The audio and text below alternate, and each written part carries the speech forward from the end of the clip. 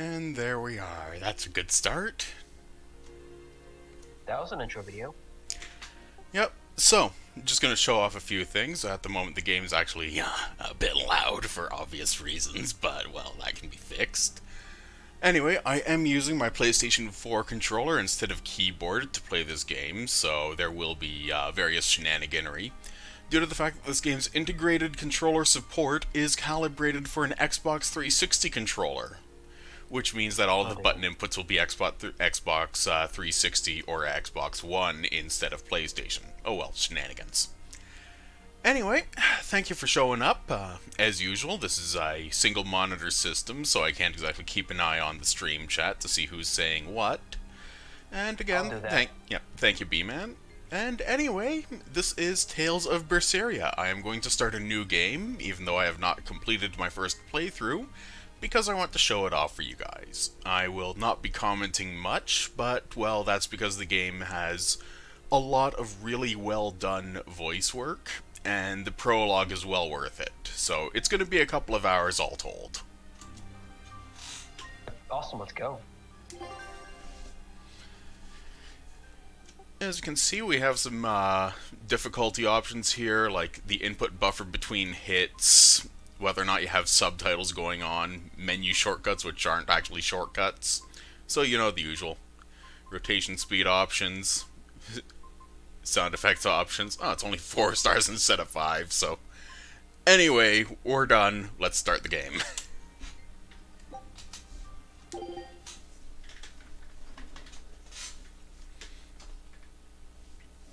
I'm just quietly watching.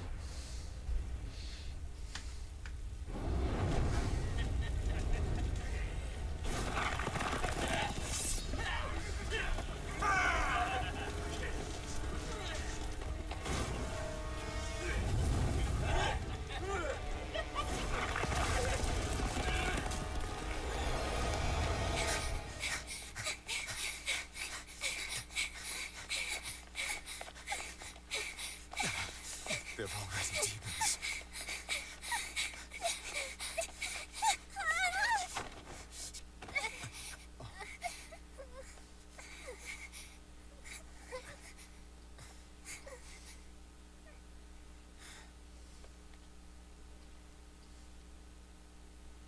You hide here, Velvet. I'm going back to help Celica.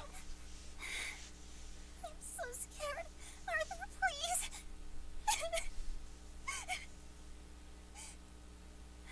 You'll be just fine with these. Celica enchanted them herself. They'll give you the courage you need to survive. They will. Sure they will. Now, have I ever lied to you? I'll come back for you once Celica is safe. It's scary, but don't give in to fear. Don't despair, no matter what. I won't. I promise. After all, I'm Laffy's older sister, and your student.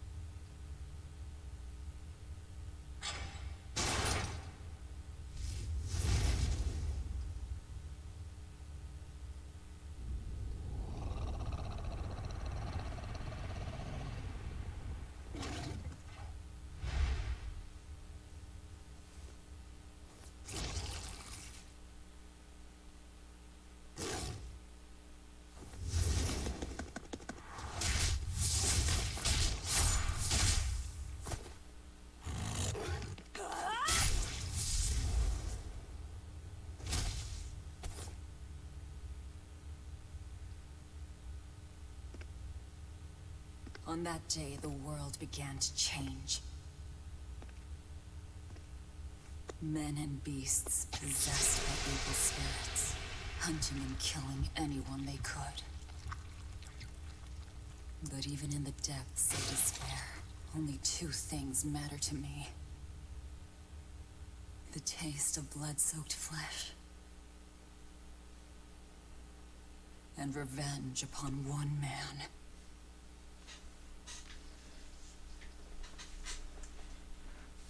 Luffy, time to wake up. Okay. Morning. I told you to stop calling me Luffy. I'm not a little kid anymore. Grumble, grumble, huh? You must be feeling good. Bit of a fever, I'm afraid. At least the new medicine's supposed to come today. Until then, you stay in bed, got it? What? Aw, but I wanted to go to the cave. Sorry, you'll have to wait. Can I at least read a book? Don't trouble your sister, Laphicet. I didn't mean to. Arthur, done chopping firewood? Yeah, enough to last through winter. But there's something else I need to take care of. Sorry, but medicine money will have to wait a bit. I can earn it myself then. Bring down a few prickle boars, and I'll have plenty to offer in trade. On your own? Arthur's first maxim. Plans must be solid and reactions flexible. All right. I shouldn't doubt my students' abilities. Sorry to put you in a spot. I'm sorry, Velvet. Whoa, hey! What's everyone apologizing for? We're a family, right? Right. I'll see you later. I whipped up some porridge for you, okay? Be back by evening. Thank you. Be careful, Velvet.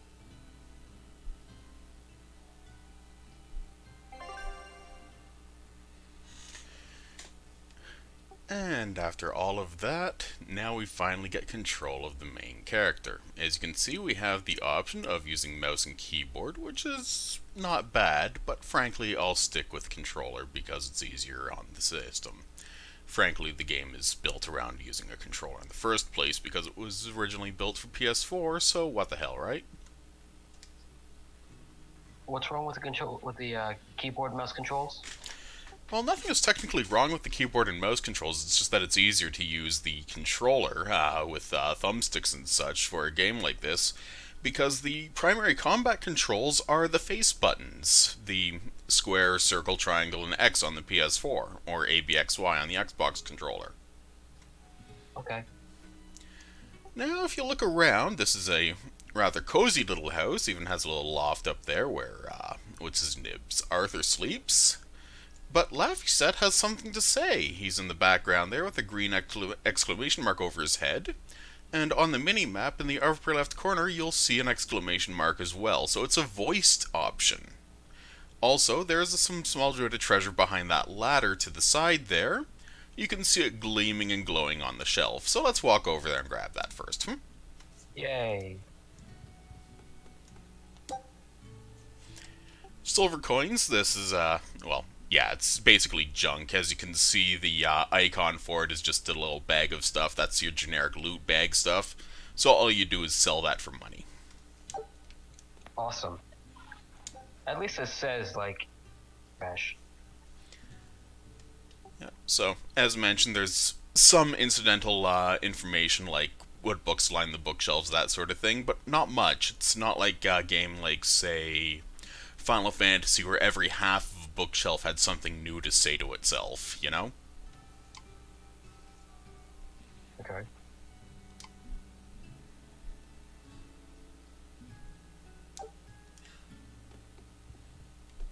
I've heard a bit about this game.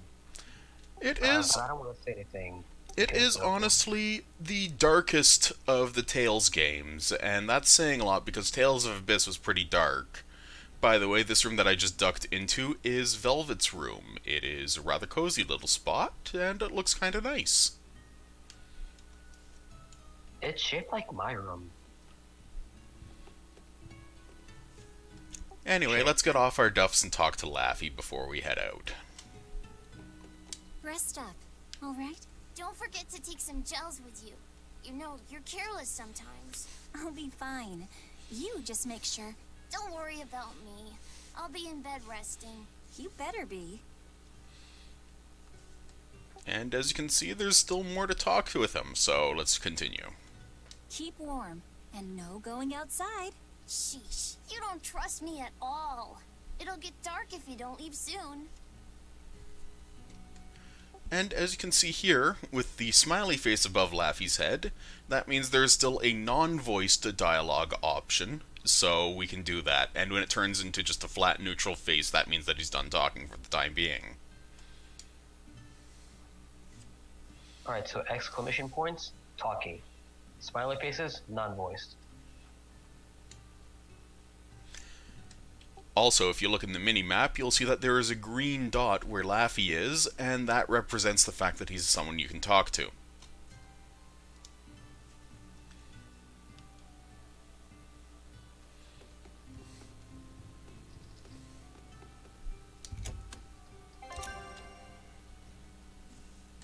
So yeah, mini-map tutorial, self-explanatory. Check the locations of your next objective shops, so on and so forth, blah blah blah blah. It's not bad, it's not great. The area map can also zoom out to a world map, so shenanigans.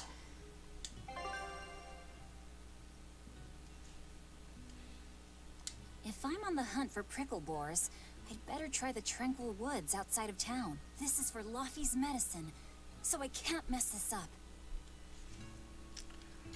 Now, there is no hard time limit for anything you do in this game, so let's take a few minutes to take a poke around Velvet's home. It's a very picturesque little area, isn't it? This is a nice forest.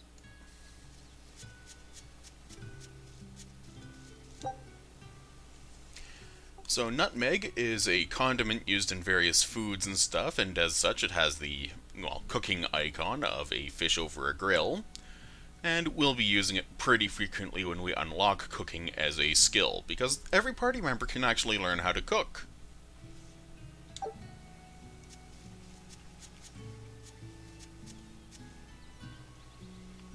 Don't think I've had nutmeg before. Have you ever had eggnog? Maybe? A popular condiment for it is a pinch of grated nutmeg. Okay. Yeah, I guess. And comfrey, well, as mentioned, it's a type of grass that grows in the wild. This is yet another one of those lootable items that you can sell after you accumulate a pile.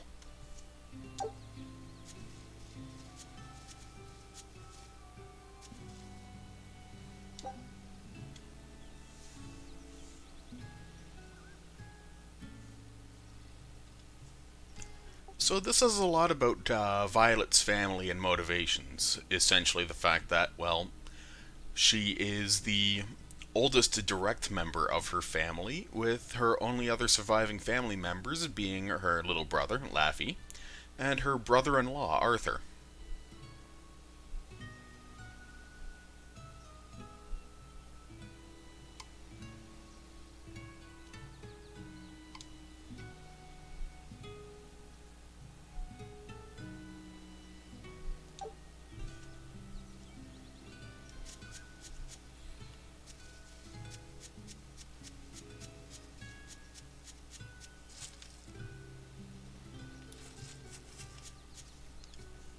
One of the small details, of course, is that by walking through the leaves, you get crunchy sounds instead of the mild shuffling sounds of walking through trimmed grass. You're not. You're right.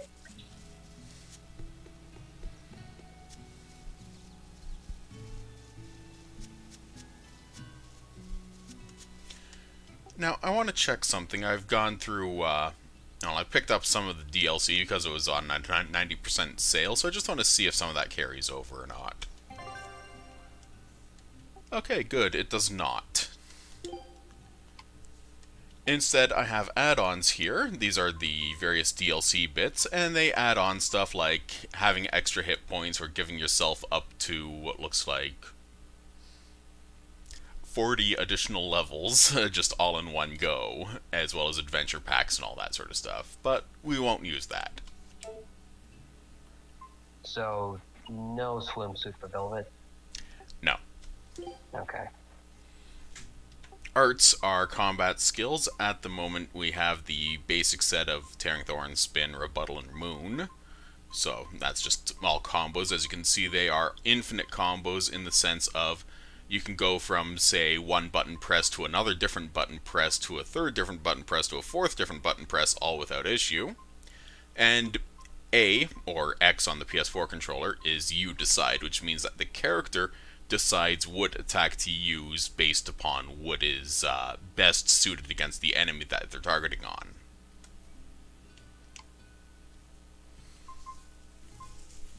Yeah, I remember this from other Tales games. This is a really neat system. I like it.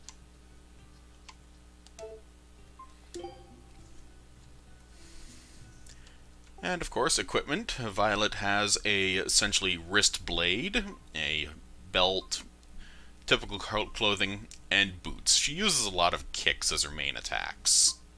And of course, there's an accessory slot.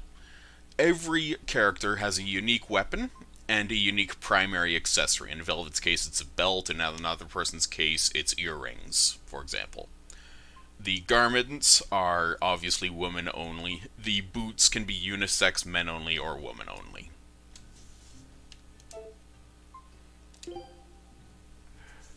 As you can see, there's also the fashion option, which lets you, well, play around with fashion and stuff, as well as, clothing. So you can start with, well, what Velvet has for her basic style, which is of currently a long braid and ponytail. And, well, that'll change eventually.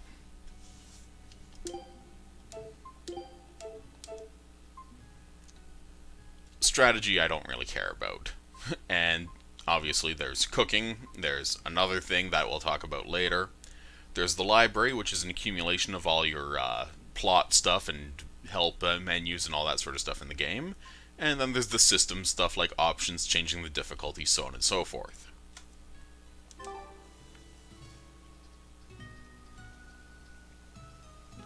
Come to think of it, Arthur hasn't requested his favorite dinner in a while. There's been so much going on, and the village always has him out hunting. Maybe he's just worn out? That does it. I'll cook him up some prickle boar stew, just like Celica taught me. That ought to pick him right up. A healthy portion of nourishing meat cures fevers and weariness alike. You could argue that Violet's a meatitarian, but honestly it's just kind of adorable. That, by the way, was a skit, which is a staple of the Tales series. And while Velvet's currently alone, normally it involves the characters just being absolute sass goblins to one another. You'll see. I like that part of the game.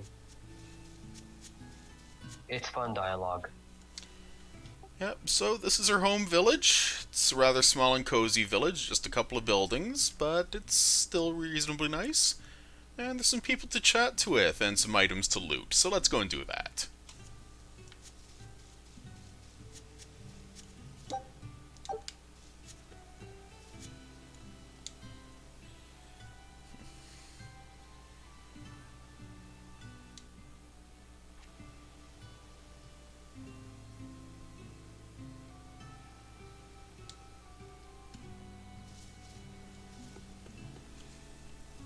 That's foreshadowing for a plot point later in the game, so we'll see what that means. The seasons are all fucked up, man.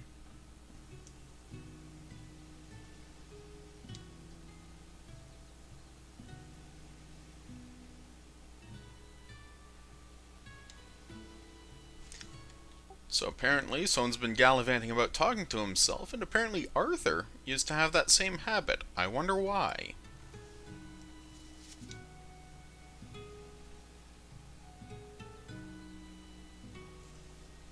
And of course the village kid is saying that it's Laffy doing it, and that can't stand.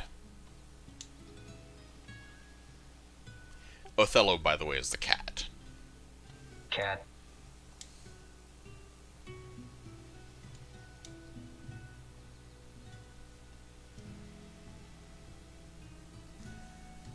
And as implied, anything Velvet says that's in brackets is basically her thinking to herself instead of saying it out loud.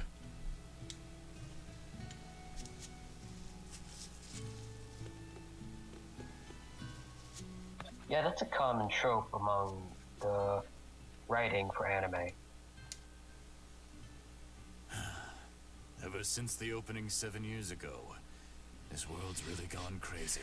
Famine, freezing weather, and worst of all, this demon blight that's turning people into monsters. I can't believe that people can really turn into those things. It's a nightmare. Does no one know what causes demon blight? Or how to heal it? No. What we do know is that when people turn into those monsters, I mean, demons, they gain incredible strength and attack humans on sight. Whoever named it the opening named it right. It's like someone opened a portal directly to hell. Come to think of it, Celica died during the opening, didn't she? It might be a good thing she died when she did. She didn't have to suffer through all of this. It's good that my sister died? How can you say that? Sorry. I didn't mean it that way. You're a real idiot, you know that? Sorry about him, Velvet. Yeah, he's gonna learn how to backpedal faster.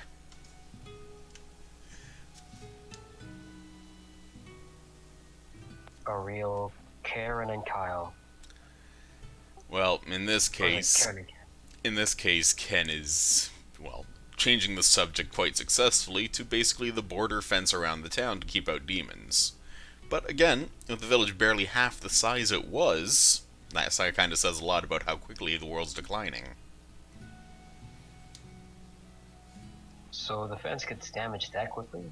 Shit, man. It's more the fact that the demon blight is persistent, perpetual, and unknowable on how it propagates.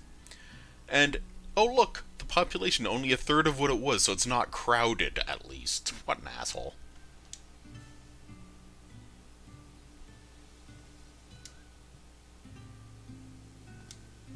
A third?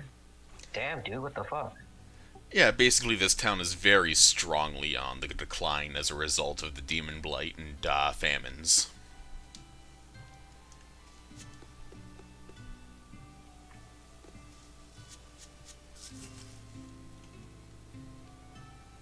And that's a well-made little piece of glasswork for the lantern here.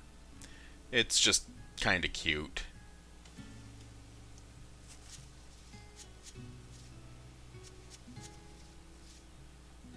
It is, you're right.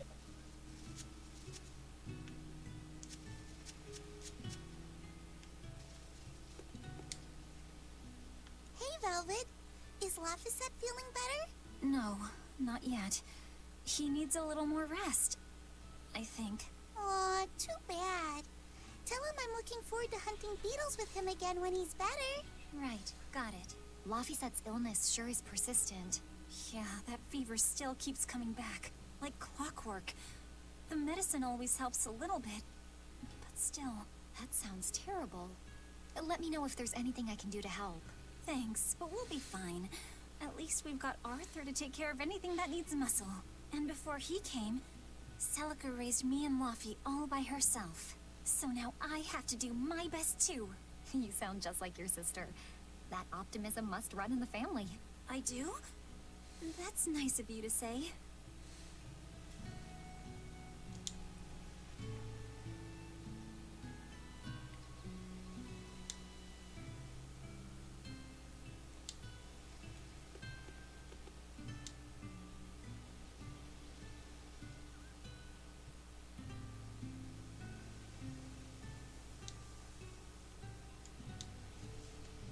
And as per that statement, there's demons in the area and lurking about, so best to be careful. Are we gonna fight him? I should probably stock up on a few things before I go into the forest. I don't have a lot of money to spare, but like Arthur always says, battles are won and lost with the preparations made before the first strike. It's less going to fight them and more trying to survive, because demons are both extremely overpowering, and for a good chunk of the early part of the game, you simply don't have the ability to fight demons. The demons are essentially immune to mortal weapons, for lack of a better description.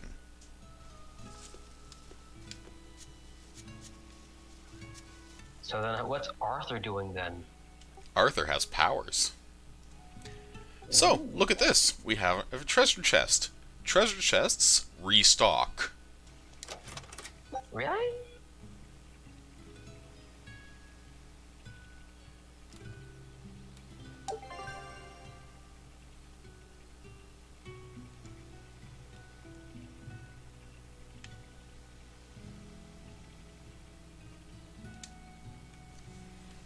Specifically, well, primarily copper chests restock, but silver chests and even the occasional gold chest will restock, depending upon time played and such. So let's just keep on talking to the citizens of this town, because there's still a few left to go.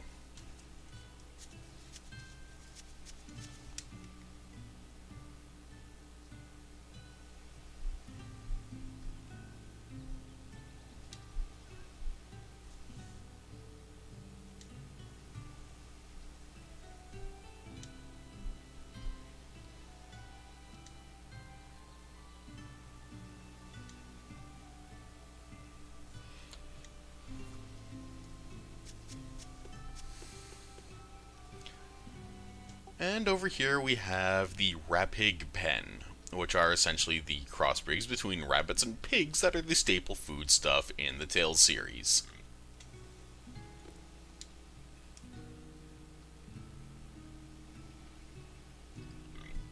I'm just kind of letting that sink in. That's so weird.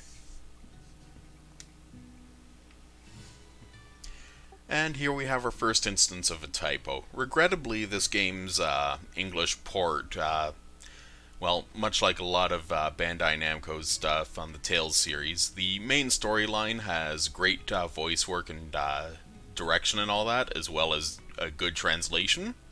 But a lot of the secondary translation and tertiary translation, including a lot of the post-game stuff, was farmed off to a team with basically no oversight whatsoever, so it reads like a blind idiot did it sometimes.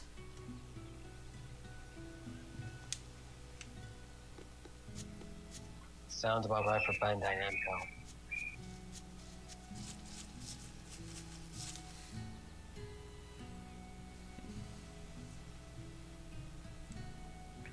And the Scarlet Knight is tomorrow. This is a big thing, because the last time we saw a Scarlet Knight, Velvet was a little girl, Laffy was even younger, and Celica died. Yeah, that sucks. In a big Specifically, way. it was 7 years ago when Velvet was 9 and Laffy was 4. Yeah, that's rough.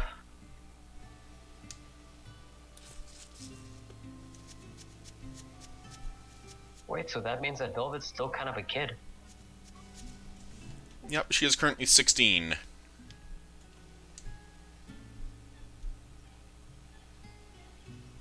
Yep, so the outlaws hold up all came down with the demon blight because they're outlaws. Sucks to be them.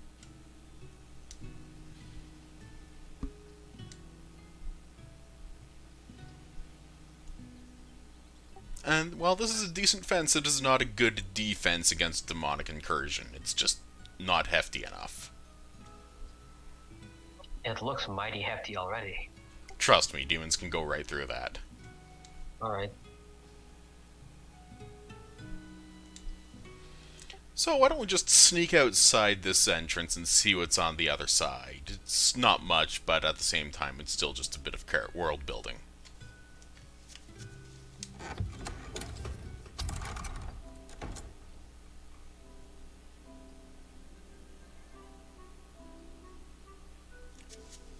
This over here, by the way, is a save point. Neat.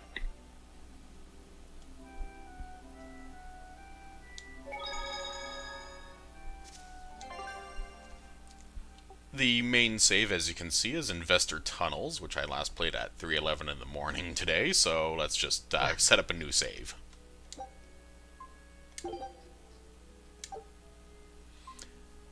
So that would be the Morgana Woods at 8:42 Eastern Time.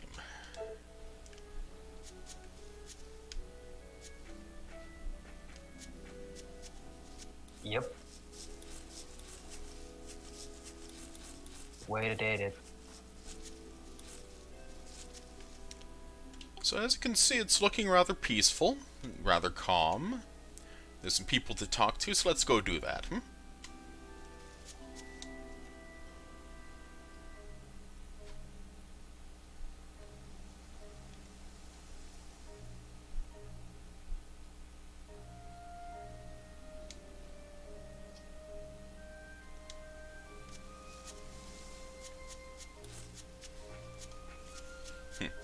A good argument.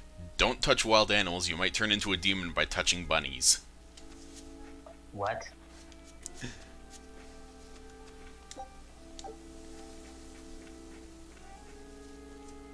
So this is a new feature here. As you can see, we got a red barrier here. This is essentially a case of you are not allowed to go past this point, even as a zone transition. So this is as far as we can go in a westerly direction. Alright, so red crystals mean no pass. Yeah, so a bunch of demons roaming up ahead. That's a pretty good reason not to go through further.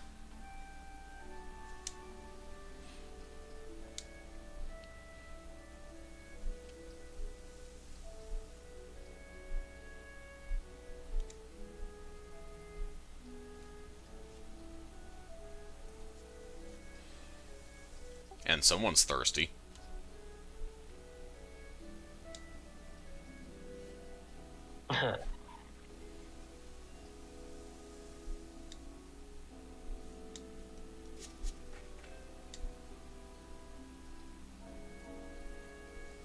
So with the woods now teeming with demons, there's no trade because, well, obviously trade's cut off, and as a result, the town's kind of fucked. I don't think this town is terribly self-resourceful. No, I mean, there's still the Eastwoods, the Tranquil Forest, which is where Velvet is supposed to be going to hunt some prickle boars for food and trade.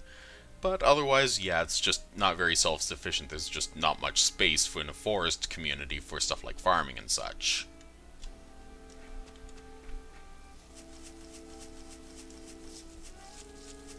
Oh. Bunnies! Bunnies. Pet that tear. Maybe I pet that. And look at that, squirrels too. Punch the squirrel.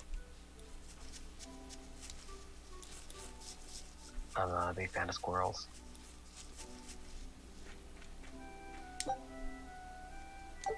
A chipped copper coin is worth about 2 gold, so, not bad. And these 4 dipshits have something to say, so let's hear what they have to say.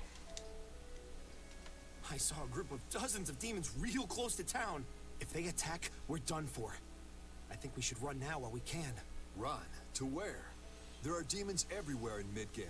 We have nothing to worry about. My brother Arthur can protect the ball. Arthur, huh?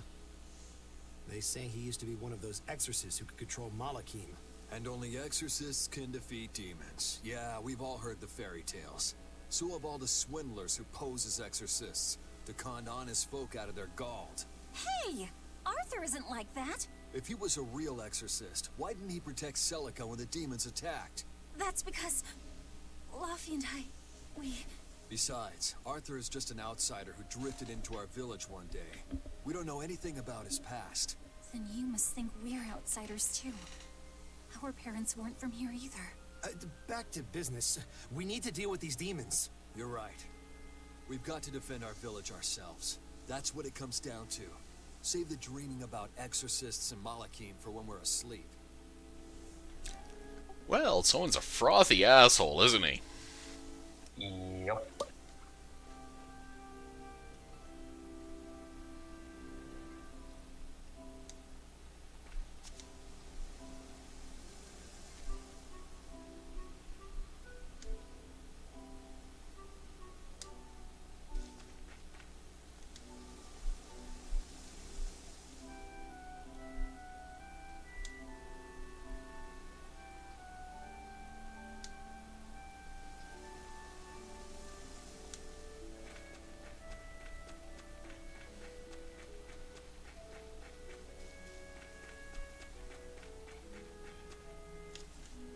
And one last person to talk to.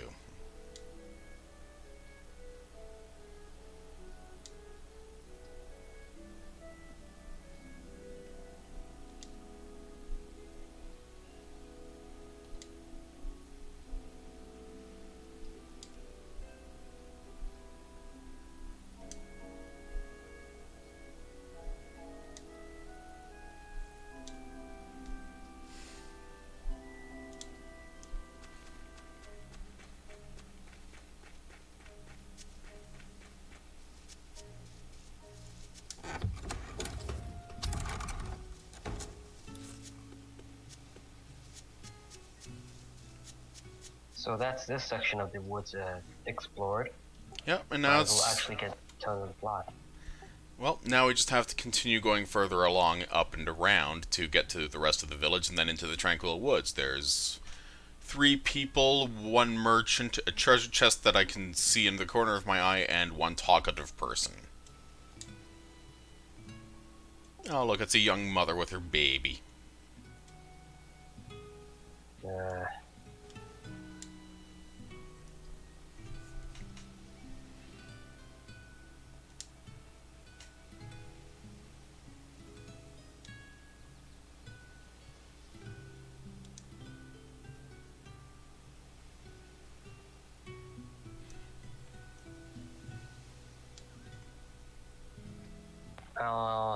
I'm leaving for a bit. I'll be back in a bit.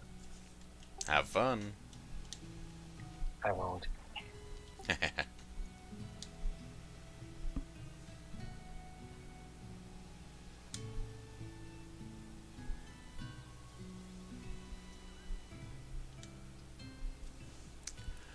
This is one of the first implications that Velvet is most presumably either bisexual or lesbian leaning, with her being, well, kind of not interested in guys per se. It's just very much a matter of, well, she's still a teenager, she's got responsibilities, namely her little brother.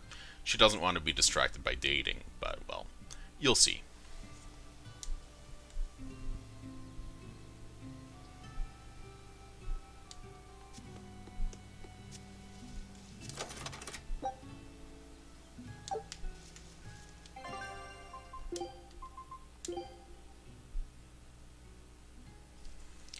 One of the things I haven't mentioned about various bits and bobs of equipment is that you can master skills to, well, obviously improve them.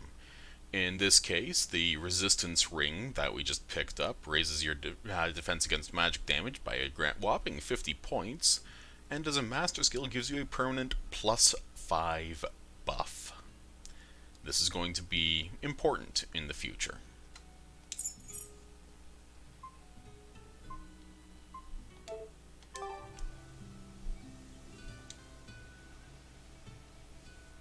The general shopkeeper, obviously, is where you go to get some various bits and bobs that you might need, like healing items. All he has is apple gel at $100 a pop.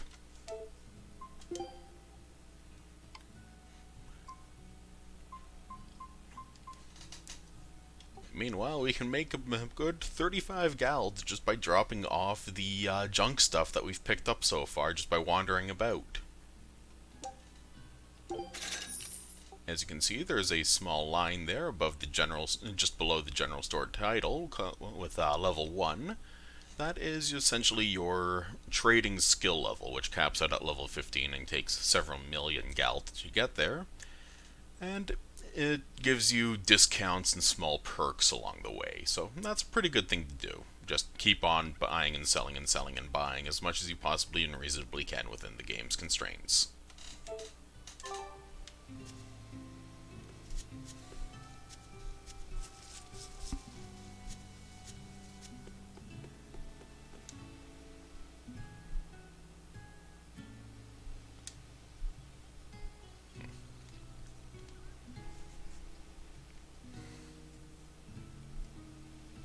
Folks pretending to be exorcists. Yeah, it's pretty good hawk when you can pretend to be a demon slayer and get a whole bunch of money without actually doing anything.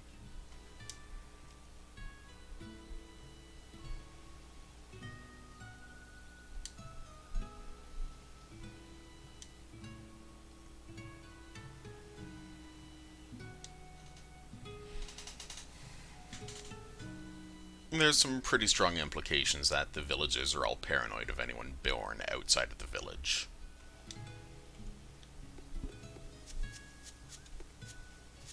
The demon blight is a punishment sent to us by the Empyreans for forgetting the old prayers. Who are the Empyreans? The 4 Empyreans created the world. The 1 Empyrean shall bring it to peace. Be afraid. When contradiction permeates this world, the time of suppression will be upon us. Are you okay? Want me to take you home? No! Don't treat me like a child! All right then. Oh, it's you, Velvet. If you're going to the Cape, take care. Don't fall into the Shrine of Tranquility, right? I know. I'm not a kid. Of course, of course. You're 13 now, aren't you? I'm 16. Ah, the signs of dementia and old age. Aren't they so lovely to deal with?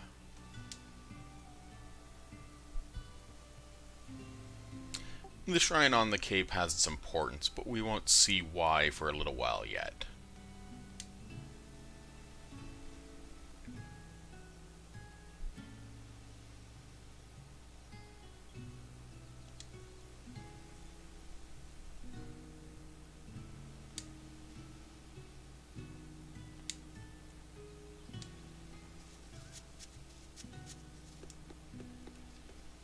And this is our last conversation option inside the village for the time being, so let's just carry on.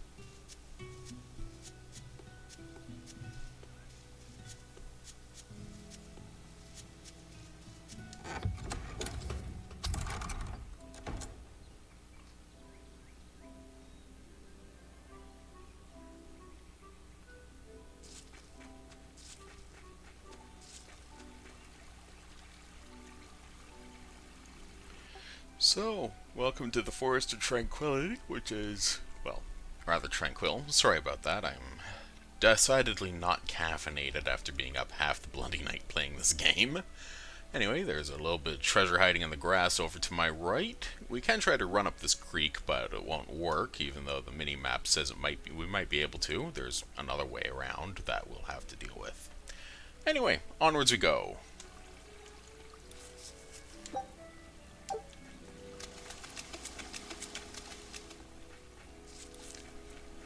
Just wanted to show that off for everyone. This area looks promising.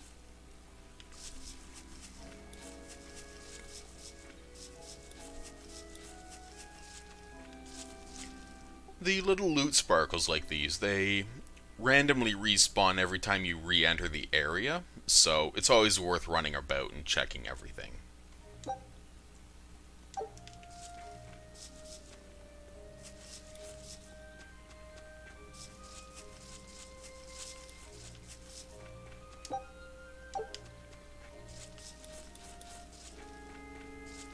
There! Prickle boar!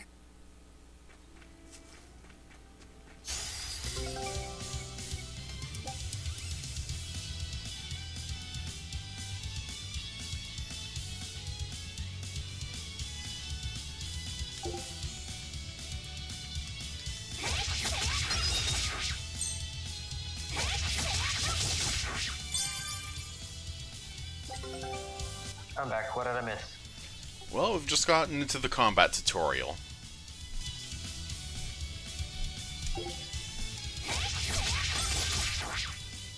Right, here goes!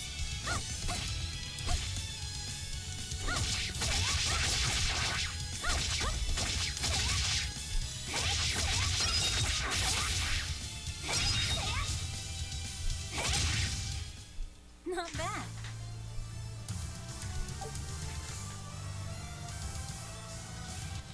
Why is she kicking, but she has a knife?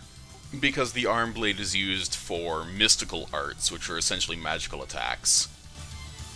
Also, she has a blade in her boot. Oh, okay. So, a game mechanic here is grade. That's currently at 0.67, but grade is what you use to master your equipment. It's also generally an assessment of how good you are at the fighting, with a grade of 1 being pretty damn solid. As you can see, there's details. So, for example, nobody got knocked out, I get 0.25. Enemy got stunned a bunch of times, great. Status ailments inflicted, great. Difficulty bonus, well, that's because I'm playing on normal. Item-free victory, it all adds up, so it's all useful. Awesome. And hey, I got some quest items here. Hunted prickle boar.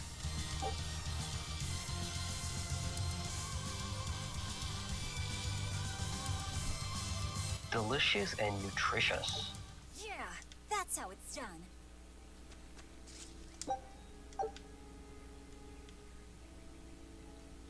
The cold weather's been terrible on everyone's crops. Why would they tell you At least this the city after, relies like, on you've the gotten warm meat now. into a battle? Luffy and Arthur have been hoping the village could start raising them, but they can just be so temperamental.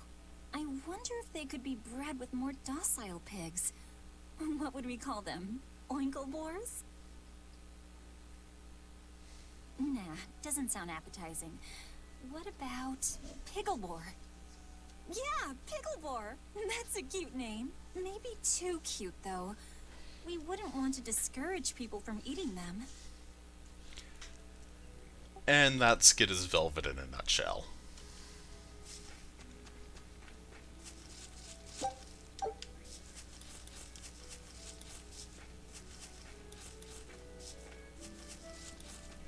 So far.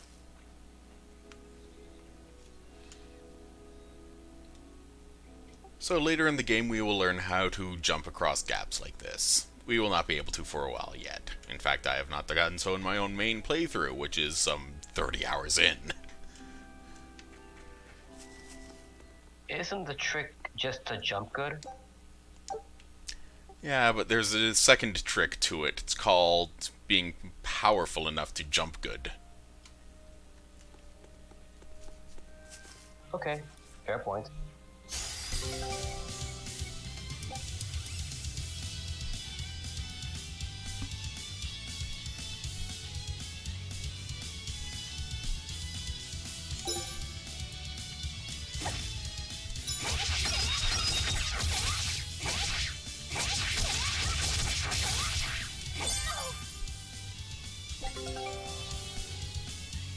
So yep, just simple combat tutorial. This is pretty easy stuff.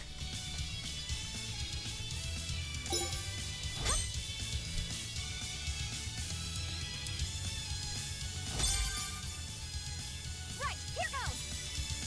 Arthur's second maxim. Know your foes and strike where they're weak.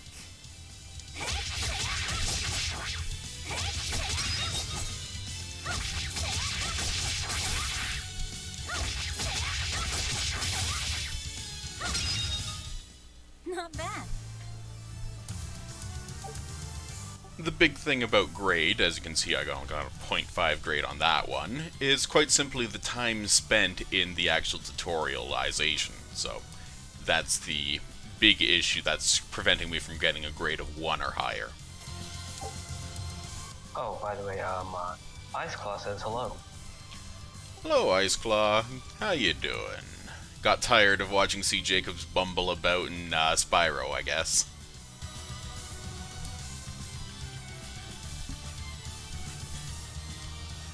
He does his best.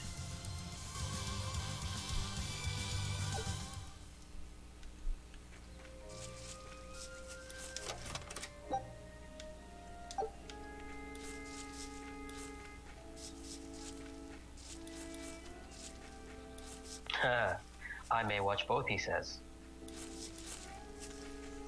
As you can see, this boulder here has a big honking crack in it. We can't do much with it now, but later on we'll be able to go through these obstacles like they weren't even there. You'll see. And oh look, another save point and an exit just up ahead.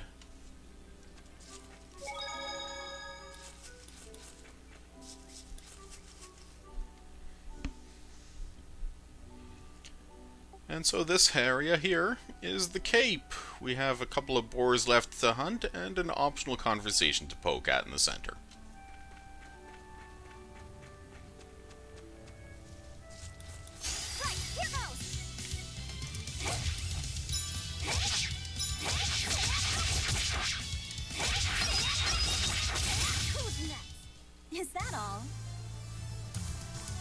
as you can see, with a 7-second fight, I get a grade of 1.04 instead of a grade of 0.5. Nice. As you can see, victory within 8 seconds adds 0.38 to the final grade score, so it adds up when you manage to basically speedrun fights. This should be enough to cover the medicine. I'd better bring these to the store. And we will bring them to the store, but first we're going to take a look around the Cape, because honestly it's a very nice looking area, even if the shrine is kinda wrecked.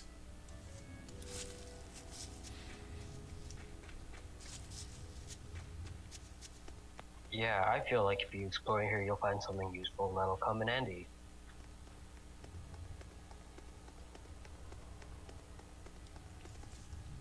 Well, maybe not something useful, but something sellable is always nice. That too. Oh, Iceclaw says, farming great. A fun pastime in Tales of Symphonia too. This place isn't safe. That hole's gotten bigger. I've told them 1,000 times they ought to build a fence, but they keep saying it's forbidden land. That's a hole. Even Celica used to scare me with it. She was always, "This is a gateway to the underworld." Well, I'm too old to keep falling for that nonsense.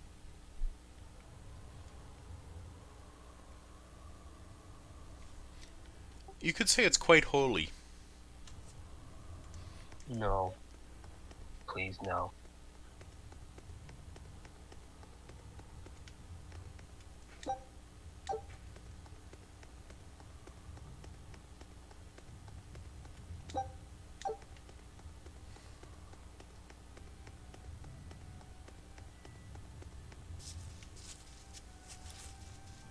Glowies are nice. Oh, this is a nice batch of flowers. It's kind of rare to see flowers. Are you saucing us for the content we're providing? Mainly Soldar, but I'm just, along for the ride. Don't worry, I sass him too.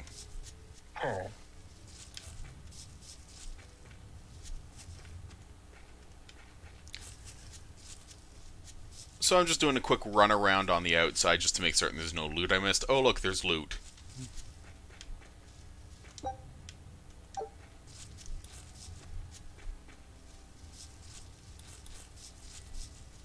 Ah, loot. You'd be amazed at how much this shit adds up. I have managed to avoid a deficit in my main playthrough just by looting the fuck out of everything like I'm a bandit. I mean, yeah, that's generally how the Tales games are designed, aren't they? I say this without ever having played one, so... Well, in this case, the looting is such that I'm actually able to stay ahead of the costs of making food, so... Which is not something I was able to do in Symphonia when I last played it.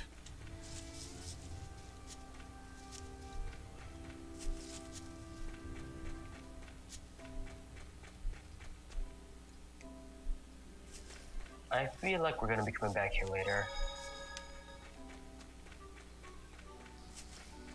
And not like, a couple hours later, but like soonish later.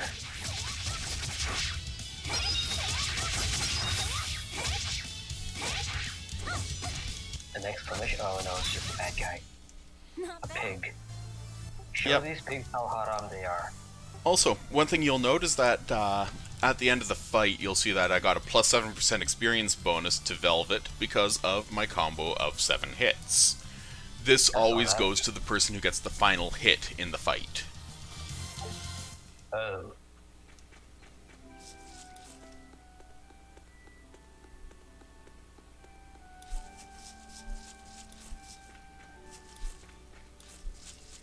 Right, here goes. Iceclaw wonders, I wonder how cool is our heroine on a 1 to Yuri scale?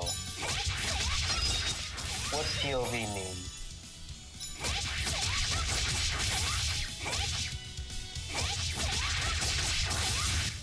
Oh, sorry Tales about of that. No, Tales of Berseria Yuri. That's what it means. He was a cool dude. Velvet is cool in the sense that she is a legitimate older sister type and she cares about her younger brother so much that she's willing to sacrifice everything for him. And that's going to bite her in the ass in the worst way possible. You'll see. So I've heard.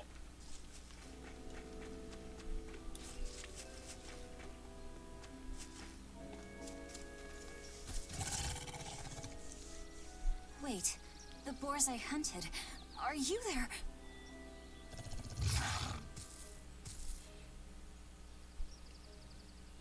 Maxim 3. Never waver once your sword is drawn. Control your feelings to control the tide of battle.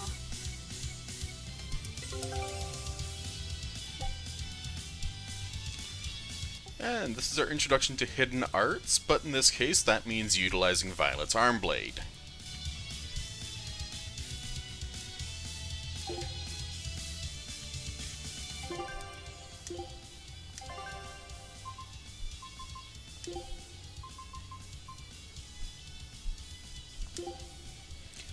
The big thing about hidden arts is that they use more of the soul gauge. Each crystal is about 30 points worth, and I'm putting it at the end because every art you use beforehand reduces the final cost.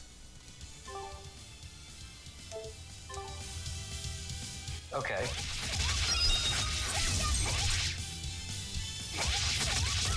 Okay.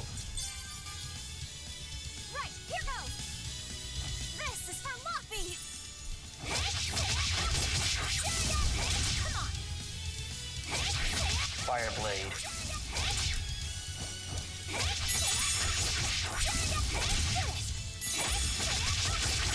Yeah, that takes up a lot of the health, damn. Oh wait, no, never mind.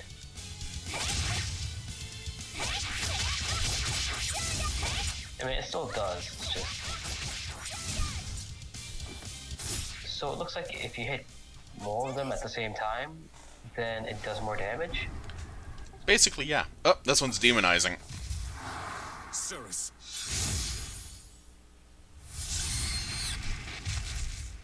An exorcist art! Pride and anxiety. Oh no, it's becoming Waiting for buff. the enemy. Thrill of victory. Ice Scarlet wants more Emotions salami. run too hot. That will be your downfall. Agreed. It's one of her virtues as well. Huh? Yes, I know. But even so, she's got to...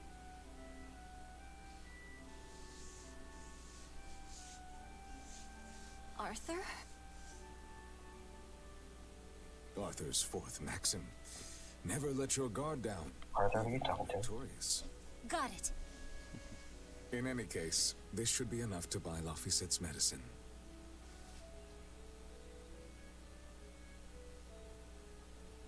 I'll drop the prickle boars off at the shop before I head out. Head out where? The person I was supposed to meet is late. I don't think I'll be home tonight.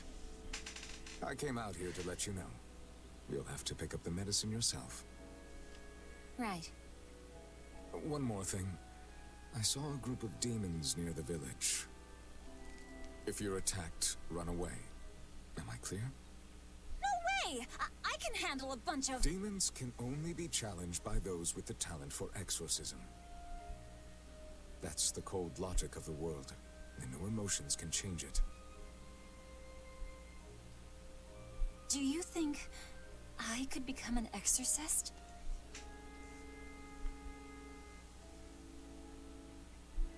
Why is it you think that birds fly?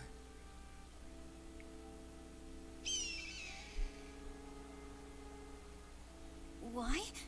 Well, without flying, they couldn't find food.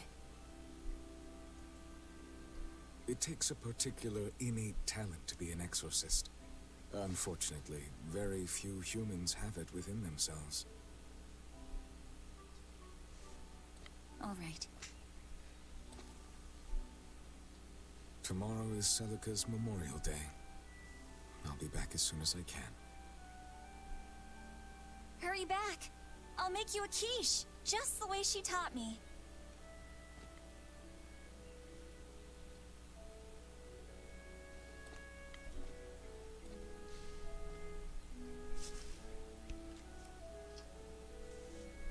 Okay, so that was a cutscene, obviously. And now what was that question you asked?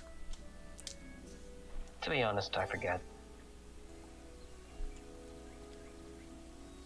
I wonder if those prickle boars were brothers. Maybe I should have let them go.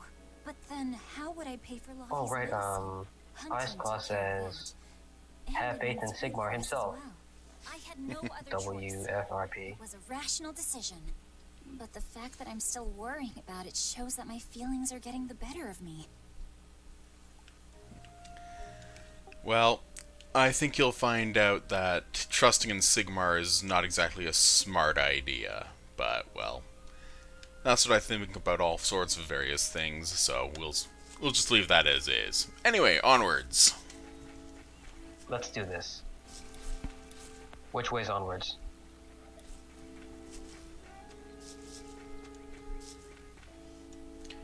Why, onwards is back to town, of course. Things have changed. It's now in early afternoon, so people have shuffled around, and, well, some are less talky, some are more talky, and there's a plot point, that big honkin' star, at the shop.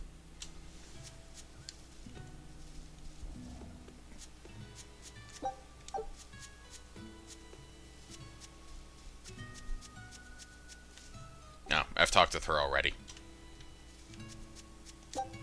Suplex.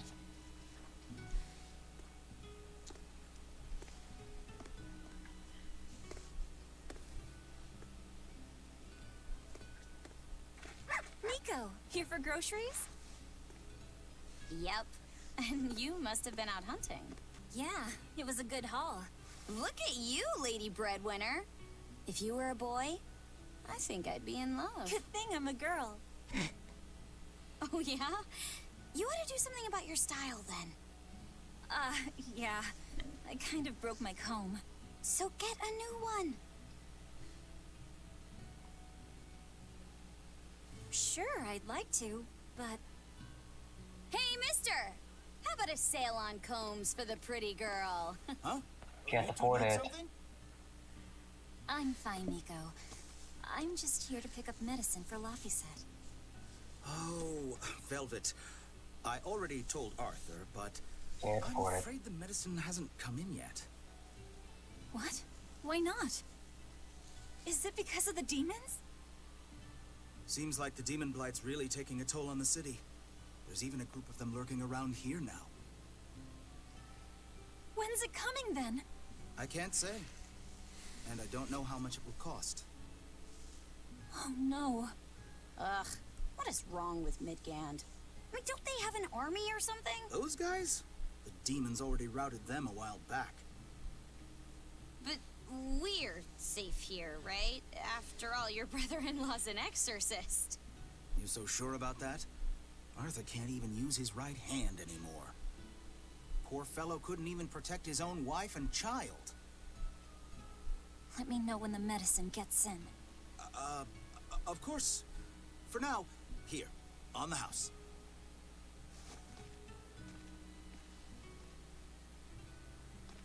Velvet! You didn't forget, did you?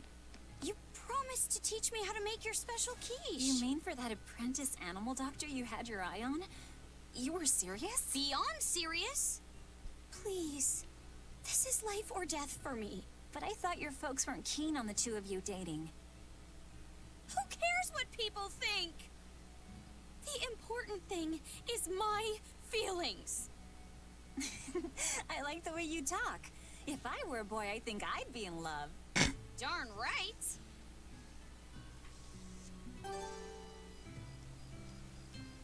Luffy must be starving by now. I better hurry home. So we got a few bits and bobs of additional conversation to go back and forth to, but I'm just going to hit the save point first and then hit all the convos in a row. Got it. Huh. Ice Claw comments, if you were a boy, you fool nobody, lady.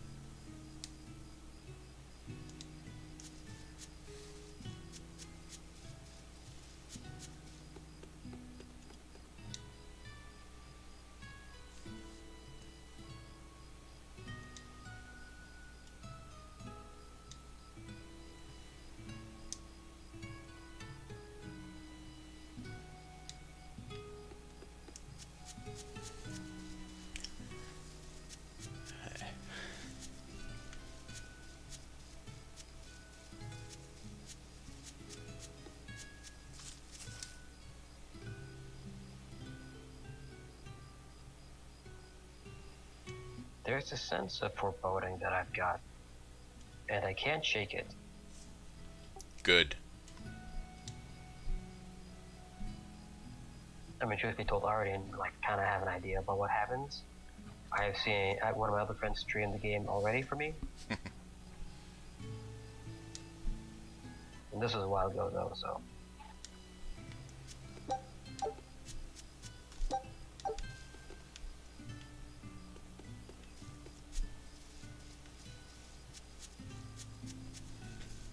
Okay, so it looks like we have a couple of conversation options here involving a dog and with Velvet's best friend here.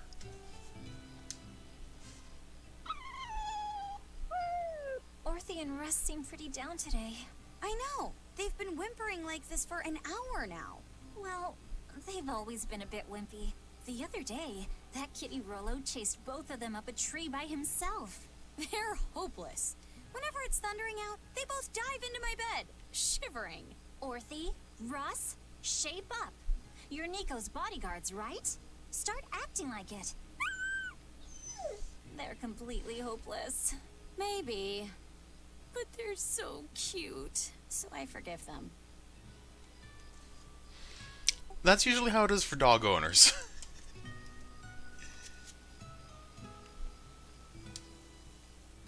Celica taught you how to make your special quiches, right, Velvet? Yeah, but mine aren't nearly as good as hers. I'll take your word for it. They're fantastic. Simple, yet elegant. That's because there's a secret in the cheese on the dough. You should try selling them in Taliesin. I'm sure they'd be a hit. We could make them together and take them on the road. We could even wear matching uniforms. Would it make more money than hunting frickle boars? Definitely, maybe. Even more so if you could lighten up a bit in front of the customers. Then it might be worth a try. I do want to buy Laffy a nice heavy winter coat. And Arthur's gloves are in tatters, so he needs new ones. Oh, don't be so boring. I get where you're coming from, but come on! Think big! Dream, Velvet! Dream! Think big? No thanks. I want a peaceful life with Laffy and Arthur. That's all. You're impossible. Then again, maybe that's why your quiches taste so darn good. So yeah, Velvet and Nico, the fandom of the game jumped onto the character between the two and pretty much strongly implies that they're, well, a bit more than a very close friendship and very heavy on the potentially lesbian, so. Yeah, I mean, like, I don't know, you know, I've only seen these interactions, but fandoms can do a lot worse with a lot less, so. Oh, by the way, Ice Claw says that he means this village feels like it's going to get a meteor on the face anytime soon. A meteor would be gentle. Also, he says that he doesn't see the chemistry at all. The chemistry is actually revealed in a much later scene, which is very strong and essentially built around a combination of mind reading and hallucination. Oh, he was being sarcastic.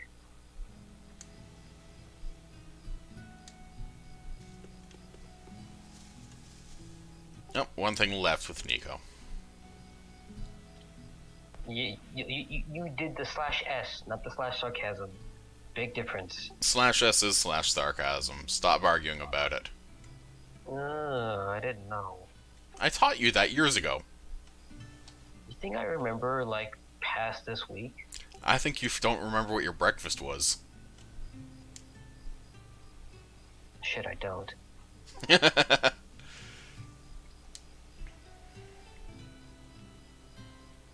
Make quiche and Ven sometime. Yep, pure girl talk.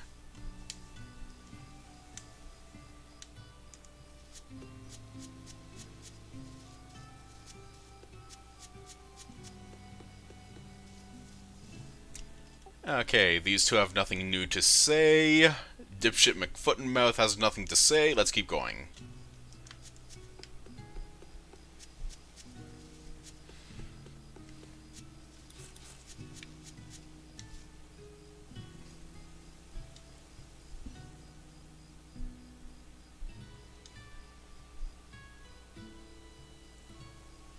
Yeah, that's a pretty good line. The changing world concerns me, but we need to stay fed. I mean, he's got a point.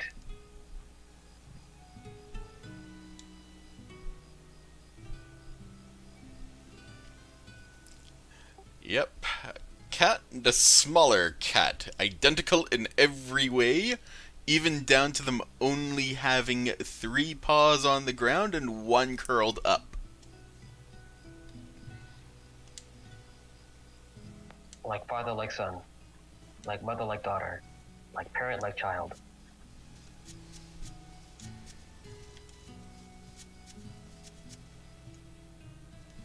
Oh, that's right. I wanted to show off the overall map, just so you guys have a pretty good idea of how the map system in this game works. So, as you can see, we have it sorted by locale. In this case, yep, we're at Velvet's home. There's the village, and it nodes off to the Tranquil Woods and the Morgana Woods. And if I hit triangle, we go to the world map, which shows, well, all 3 areas. So the Morgana Woods, yep, Tranquil Woods, and the Village of Longing. And we can sort that by villages, dungeons, and field areas, which are essentially open areas that act as hubs between Area A, Area B, Area C. And if we zoom out once more, we can see the entire world map.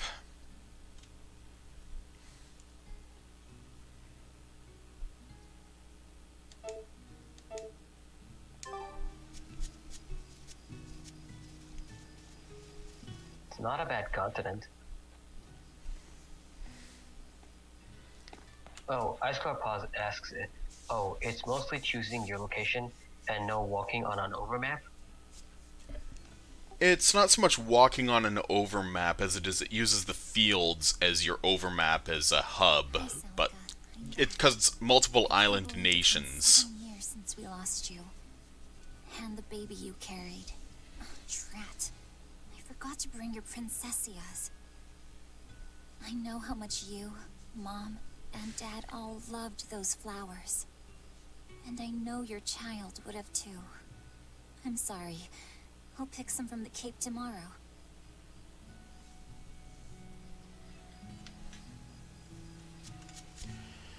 So now, where was I? Where did I leave off there? Oh, in regards to the map system, because it's very strongly, well, a series of island nations as shown, most of it's basically sailing. For the walking parts, you're so close together on the actual islands that it's not really an issue per se just to walk to a new community or whatnot. It's semi-abstracted in that regard, but it's nowhere near as bad as, say, trying to figure out how you go from a windmill to a volcano in Dark Souls 2. Alzheimer's.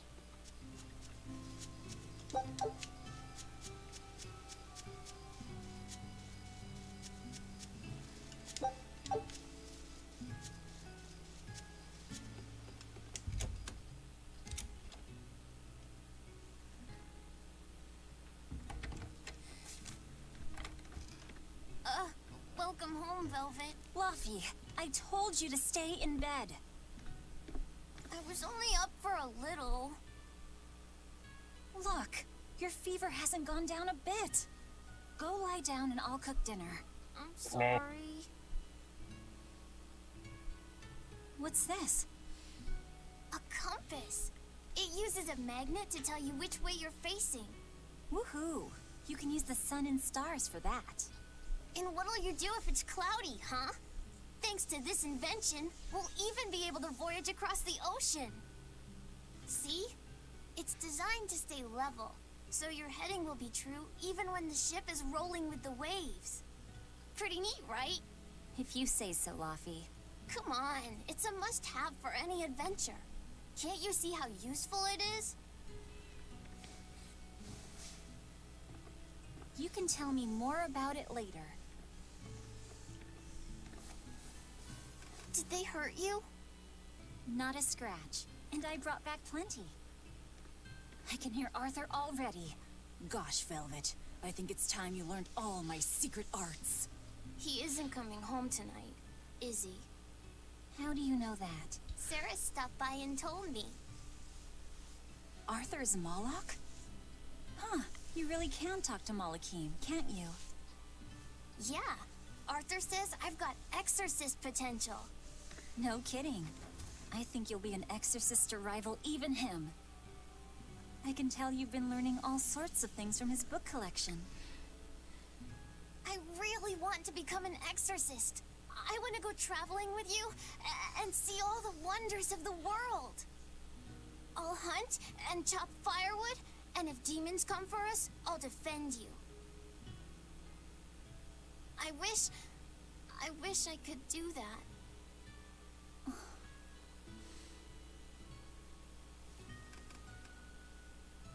You'll get there, Laphicet. It should only take... 20 years tops. It won't take me that long. Oh yeah? You better prove it to me then. Start with this lovely meatball stew I cooked. Eat every last mouthful, even if you don't feel hungry. And take your medicine, no matter how nasty it tastes. No tricks. Am I clear? Yes, ma'am. Right, cooking time. First, I need to light the stove.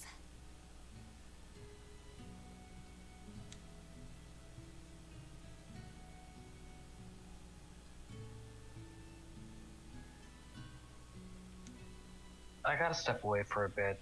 I won't be able to commentate for the time being. Yeah, that's okay. Don't worry. Shenanigans will start shortly.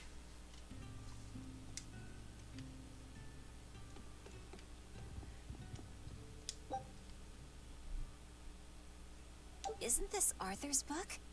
Is Laffy really reading stuff this dense? Poor kid's gonna squint his eyes right out.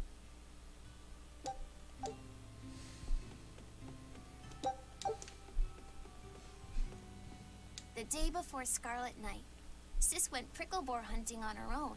She's almost as good a fighter as Arthur, so I know those prickle boars don't stand a chance. But I worry that she's too athletic to land a husband. Maybe she should try to be more ladylike. Little scamp. He just knew I'd be reading this, didn't he?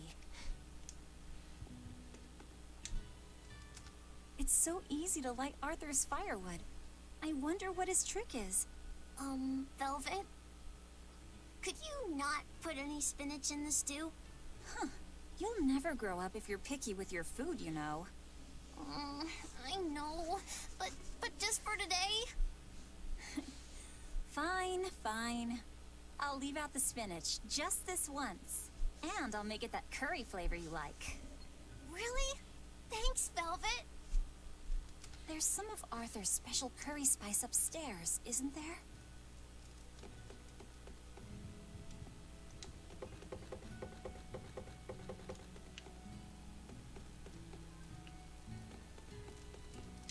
There you go. Not spicy hot, but oh so delicious. Oh yeah, I saw Nico today, and she had very important things to talk about. She's coming over in the next couple days, so be on your best behavior. I will. I'm glad you've got a good friend. Yeah, we've known each other since forever. Still, Nico falling in love? I can barely wrap my head around it. Laffy, you know, if there's a girl you like, you'll tell Big Sister all about it, right? Girl? You're a stubborn little brat, so you might need an older girl to keep you under control. Oh, and she's gotta be a good cook. A pro in the kitchen is a success at life. Knock it off, Velvet! You should be more worried about your own love life. Me? I've got enough on my mind. For one thing, I've got to cook for you and Arthur since Celica is gone. Besides, getting crushes on strange men? I just don't see what's so...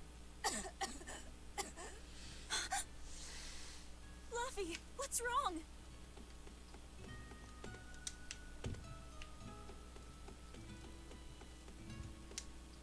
Are you all right? I'll bring you some water. I'm fine. You just said something funny is all, and it made me choke a bit. As long as you're okay. Sorry, I went off on a tangent there. Who knows what the future holds? Yeah, but what more can I do? I've got a duty to look after my little brother, and I'm serious about it. I know, but I'm trying to look after you too. I want you to be happy. That's all. And it's not just me. Arthur worries about you too. Well, we're family, right? Yeah, that's what families do. Thanks, Laffy. For you, I'd kill every last prickle boar in the forest if it came down to it. What am I doing? I need to hurry and get dinner ready.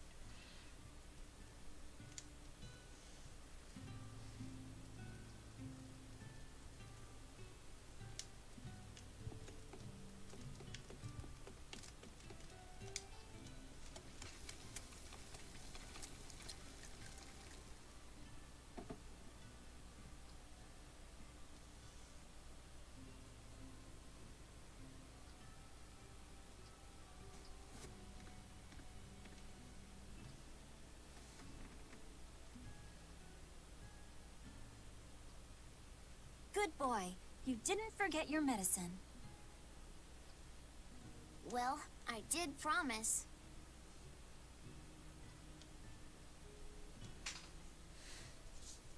Tomorrow's a scarlet night. Yeah, just like that night that changed our lives. Velvet, may I sleep next to you tonight? Of course.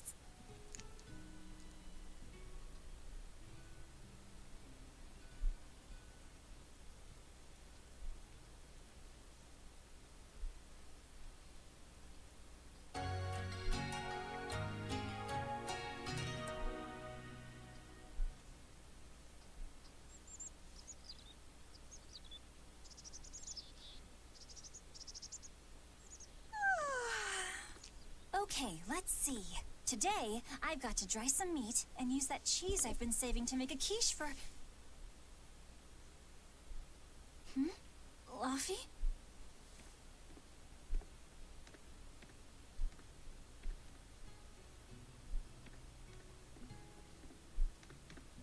You little... Where have you gone?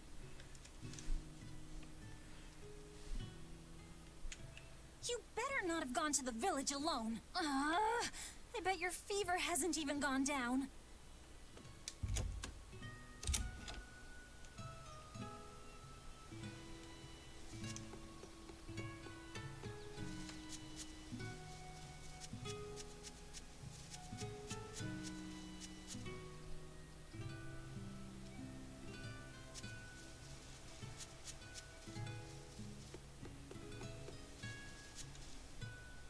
And look at this, more new commentary.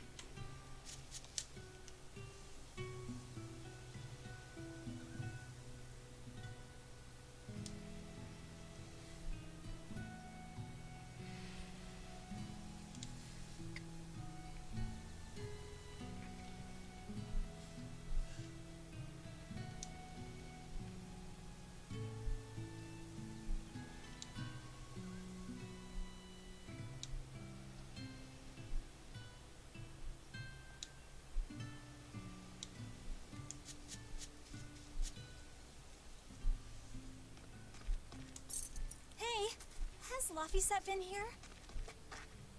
No. I haven't seen him.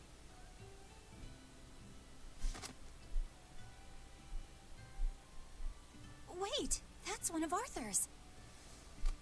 Actually, it's a copy that Laffy made. A smart merchant would pay a pretty penny for this book.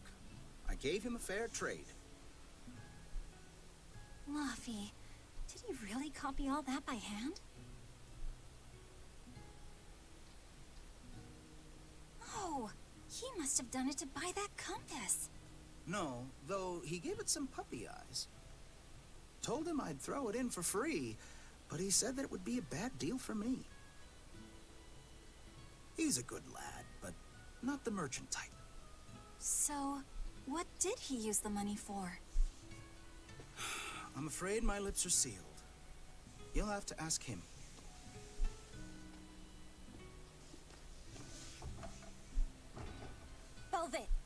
I saw Laphicet walking around. Is he okay? He's not okay. Where'd you see him? He was headed for the forest. I'll help you look for him. Thanks. Do a sweep of the village, just in case. I'll check the forest.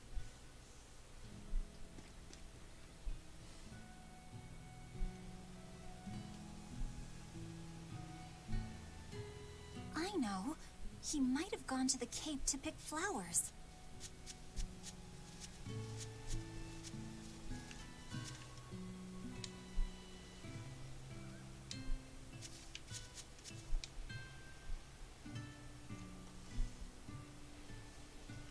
Well, it's good to see someone knows exactly what type of food stuff they like.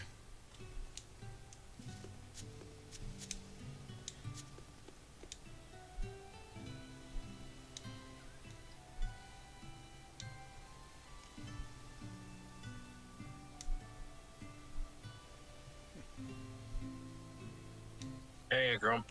How you doing?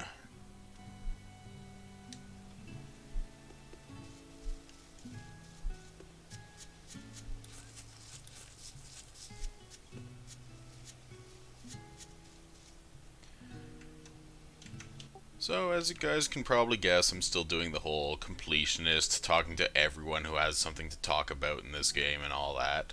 And we're shortly going to get into shenaniganery, so stay tuned to that. So, first and foremost, let's just finish the actual conversations in the area. Have you seen Laphicet? Nope. Can't say that I have. All right. Let me know the second you see him. Got it. Is he in bad shape? Well, he refuses to stay in bed. He needs his rest, but he's always walking around or reading outside. I can't say I'm surprised. He's always been a curious lad. He likes reading difficult books. When I saw him the other day, he told me all about the latest navigation techniques and exotic farming methods, too. Only one kid in a million is as smart as he is. You're exaggerating. Well, maybe not. It's a shame. If he could go to school in the capital, I'm sure he'd make a name for himself as a scholar. The capital? Isn't that days and days by ship from Taliesin? No way. Not happening. Even if he gets better, I could never let him go that far away all by himself. He can handle it. He's actually a very responsible boy. I don't think you need to worry. I couldn't handle it. I would worry. And be lonely.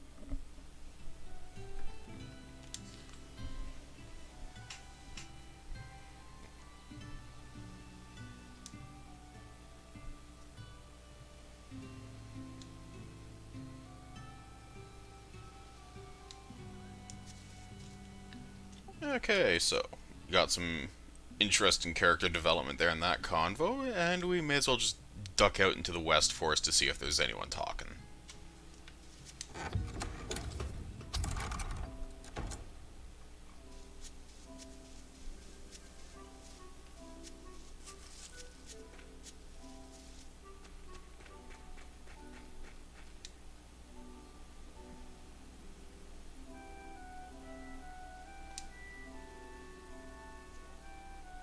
Well, Tongue Stew is definitely a good name for a yak.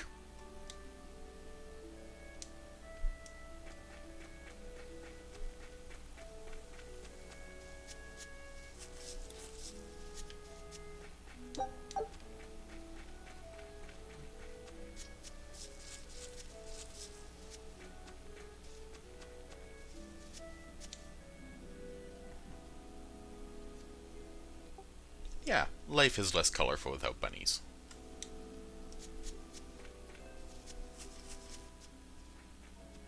The blood brings out the color.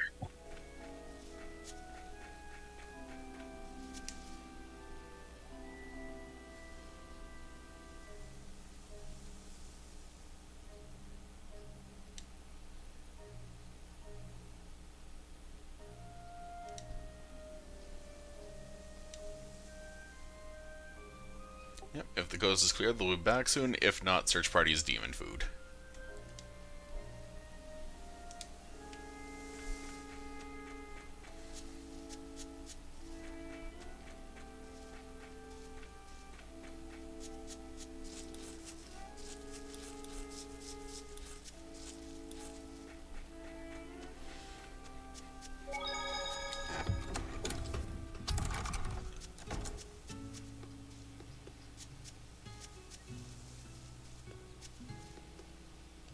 was going to have them join the search, but they won't move at all. It's like they're scared of something.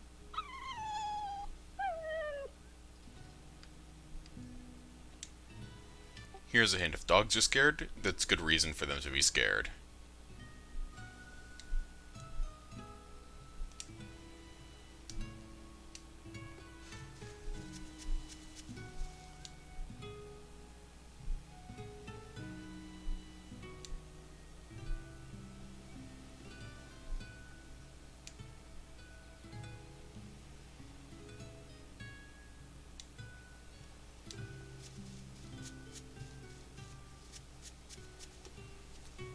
And one more voiced conversation, then we're off into the East Forest.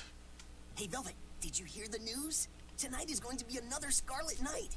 I remember the moon turned red 7 years ago. But what is it anyway? It's a red lunar eclipse. It happens every several years or so. Apparently, you can predict the next one by watching the movements of the stars. According to legend, a crimson moon is a gate that connects our world to the next. It's also said to be proof of humanity's sins. You sure know a lot about it. Laphicet taught me, just a few minutes ago. You saw Laffy? Where'd he go? Actually, I don't know. Sorry. Aww.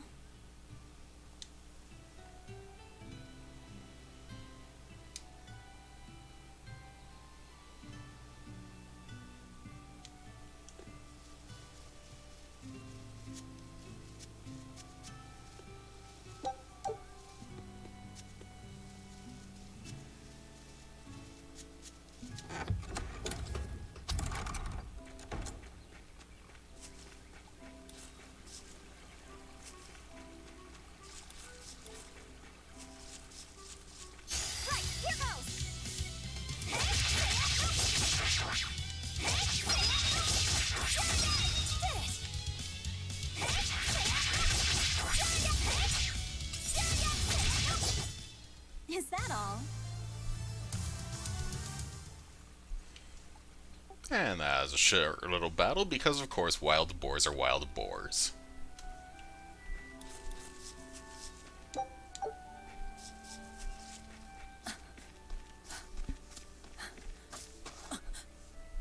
Laffy!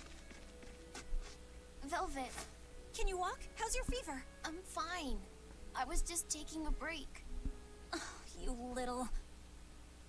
You know better than this, Laphicet. Running off without telling me. What if something happened to you? You wouldn't be the only one hurt. Do you understand that? I'm sorry. If you want to do something, just ask. I know I'm a crummy big sister, and I can't afford to buy you all the things you want. No, that's not why I went out. You see, it was just...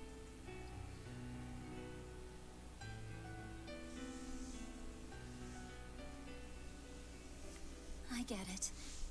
You're right. I forgot the flowers for the graves. Yeah, so I was going out to the Cape, and I thought... You want to see the ocean too, don't you? Well, yeah, that too. Fine. Just for today, though. Are you sure? I am. But next time you run off like that, I'm strapping you to your bed. Yes, ma'am. Good. It's off to the Cape, then. Hooray! Remember how we went out together to pick princessias on the morning of Celica's funeral? Yeah. I was only 4, but I remember. We couldn't find any in the village or at the Cape. Right. Because the demons had made a mess of them. And then you suddenly started climbing down the edge of the cliff. You ran over and grabbed me. You had the scariest look on your face. Of course I did. Do you have any idea what I'd do if I lost you too? You'd still have Arthur. He'd help you. He'll help the world. He's quite the guy. That's probably true. But I'd still miss you like you wouldn't believe. I know. I'm sorry, sis. But down the cliff from where you were, a lone pair of princessia were blooming. I remember. A gentle breeze came in, and it smelled like Celica. That's right. That's why I believe those flowers were a message from her. Do you know what princessia flowers signify? An irreplaceable treasure, and wishes for good health for many years to come. Right. And that sums up my feelings nicely, Laufey. Yeah. Me too, sis.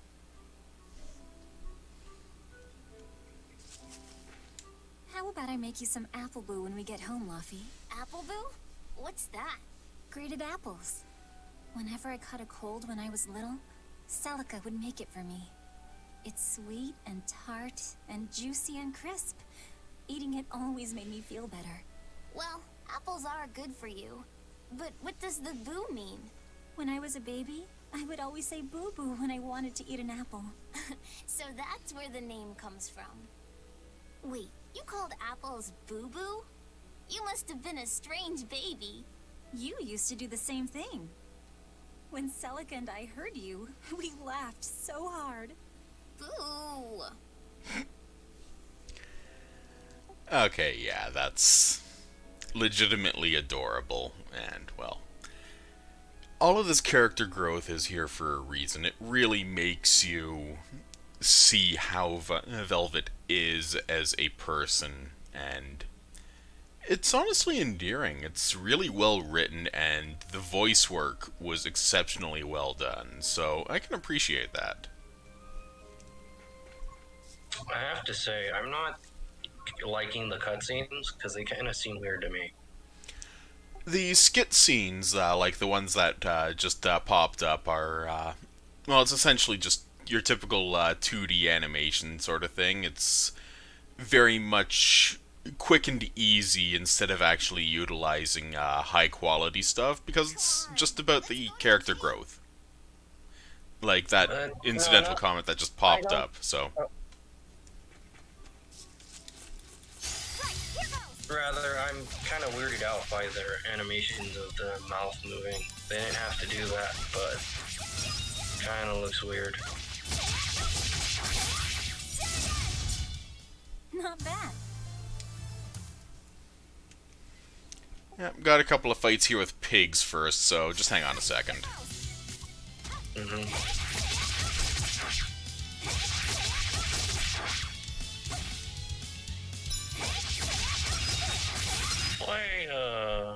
Velvet fights is kind of acrobatic, I guess. Yep, she officially has a pair of knives, one in each boot, that she extends and she kicks, and of course she has the wrist blade as well for heavier attacks. I would ask where the rest of the sword is, but, you know...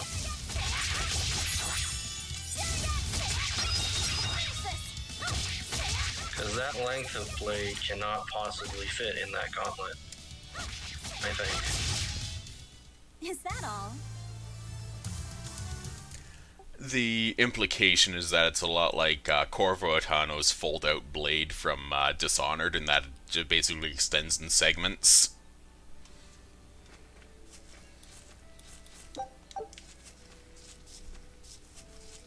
I guess. It still doesn't make too much sense. Because the blade would be thicker on one side, I think, right? It depends on the style of blade. In this case, because it's double-edged blade, due to the fact that, well, it's essentially a slashing weapon instead of a piercing weapon, it would have an edge on both sides. In comparison, a knife-like weapon or a saber-like weapon only has the edge on one end. If it folds like Carvo's blade, right? So like, how does it go out? Does it go out like from the side? Or is it like straight out? Because it looks like it's just coming straight out from the gauntlet. Yeah. And what I thought it was, the blade is thicker at the end nearest the gauntlet, because it needs to be bigger in order to have for it to extend. Well, calling it a folding blade is a bit of a misnomer. It's more of a segmented blade in that it's essentially 3 sections stacked on each other within the gauntlet, and a flick of the wrist, quite literally in Velvet's case, is what causes it to extend out to its full length. So its core strength would be around the central rod that connects the 3 segments.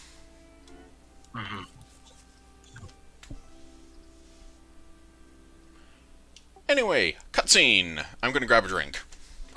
Okay. Just look at all these.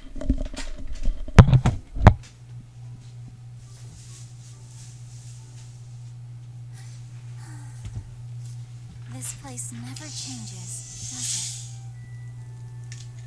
It does too change. The seasons, the wind, the weather. Change one and the sea's totally different. And the same goes for what lies across the sea. it? Across the sea? Sometimes I just don't know what you're talking about. Hey, Velvet. Thank you for taking me out here today. You don't need to thank me.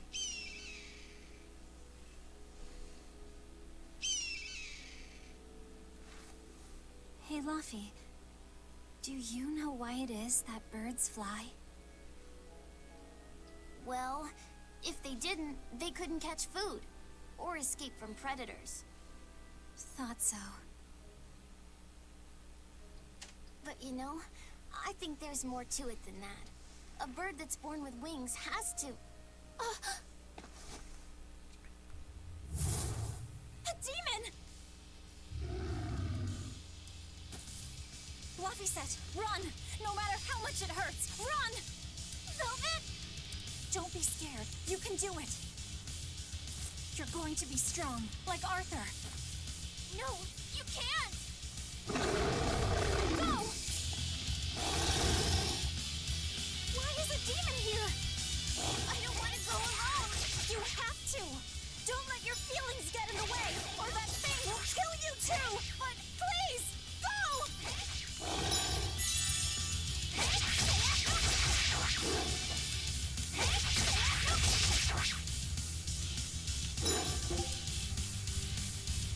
Yeah, so I'm holding down a button at the moment, the right trigger on my PS4 controller, to actually get the screen up to show what this enemy actually is. In this case, even though it is level 4, and Velvet is level 3, it is completely immune to her attacks because it is a demon, so this is very much a plot fight. It's just like Arthur said. How do you kill demons in this universe? You have Or to at be least either a demon or an exorcist. And Velvet is neither, so she's kind of fucked. Stop! Face me, demon!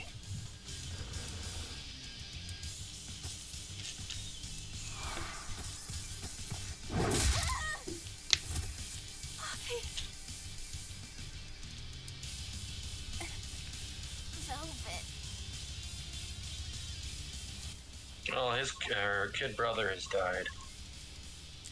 No, he's still alive, just stunned and very, very sore. I really thought that would have killed him. I guess the Tails humans are, you know, more sturdier than regular humans.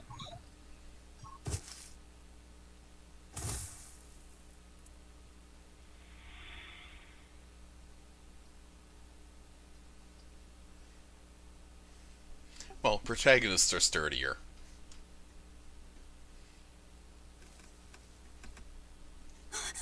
How common are demons in this? How did I get home? Velvet! Luffy, you're all right. Sorry. It's all my fault. No, if you weren't there, there's no telling what might have happened to me.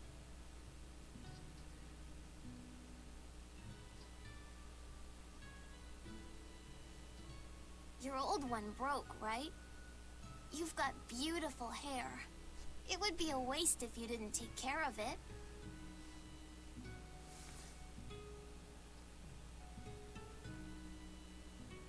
I'll make a new world. A world where my sister can be happy.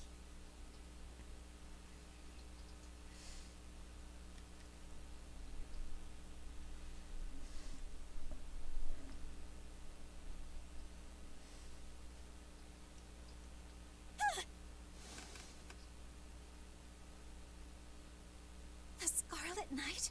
What's going on? Was it all a dream? No, it wasn't.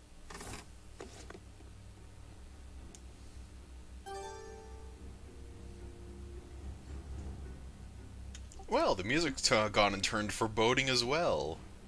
So, this is when shit starts going down. This is going to be very entertainingly violent for all the horrible reasons you can expect. And this is the culmination of all of that character development and basically showing just how much Velvet is, well, a big sister who cares about her little brother so very much, without being creepy. Mm-hmm. Her hair is pretty impractical for a fighter, though. Honestly, it's not as bad as it will get. It's very much a case of she doesn't care if something snags her hair or pulls at it because of the fact that she has, well, the flexibility needed to kick things in the face even behind her. That's fair. At least it's braided, you know.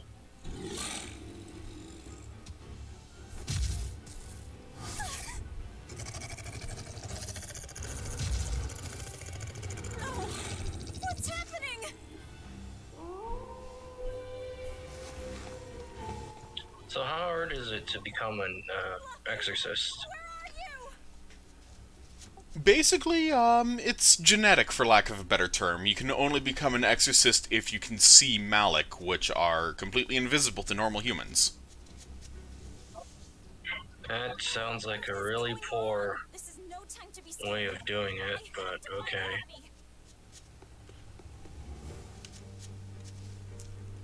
Well, shit. Town's dead and it's full of werewolves. So, if the other way is to be... And I'm sorry, could you repeat yourself? And if the other way to defeat demons is to be a demon, most people are shit out of luck, aren't they, right? Pretty much. That's why, according to official lore and backstory, about half of humanity has been eradicated since the demon blight first appeared. Yeah, that sucks.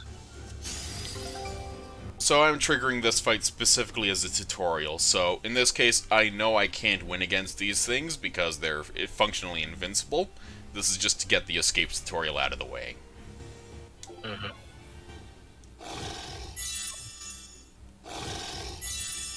It's weird that some of them are wearing armor and some of them are just wearing clothes. Gotta run. No. The village. This sort of looks like the Super Mario way of running.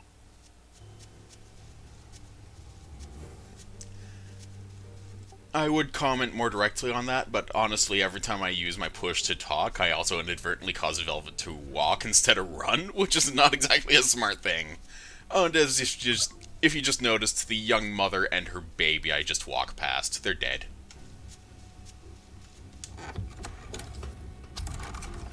I have to say, that baby does not look like a baby. Don't give up. Never give up. Looks more like a stone. Well, it was swaddled in a white cloth, so technically it should be a red cloth now. Oh, goddammit. Yeah.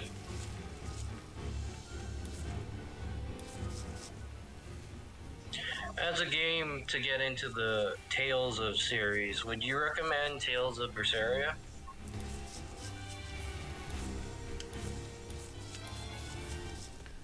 In fact, I would. It's a very good game in its own way. It basically takes a middle finger to the previous Tales game, Zestria, which came out the year before it, and it's set in its own world that Zestria is set 1,000 years later. So, with that in mind, Berseria is pretty much the ideal standalone, and it's honestly darker than the rest of the Tales series combined, so it's definitely suited for a more mature audience.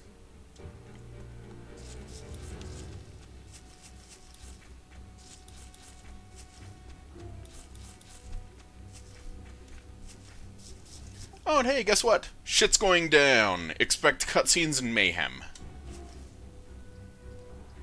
Luffy! Arthur! It's also $12.50 in American right now, discounting all the DLCs. Worth getting. Oh, thank goodness. You kept Luffy safe, didn't you, Arthur? The DLCs or the game? the game. One more sentiment to cast off. Velvet, run! Arthur!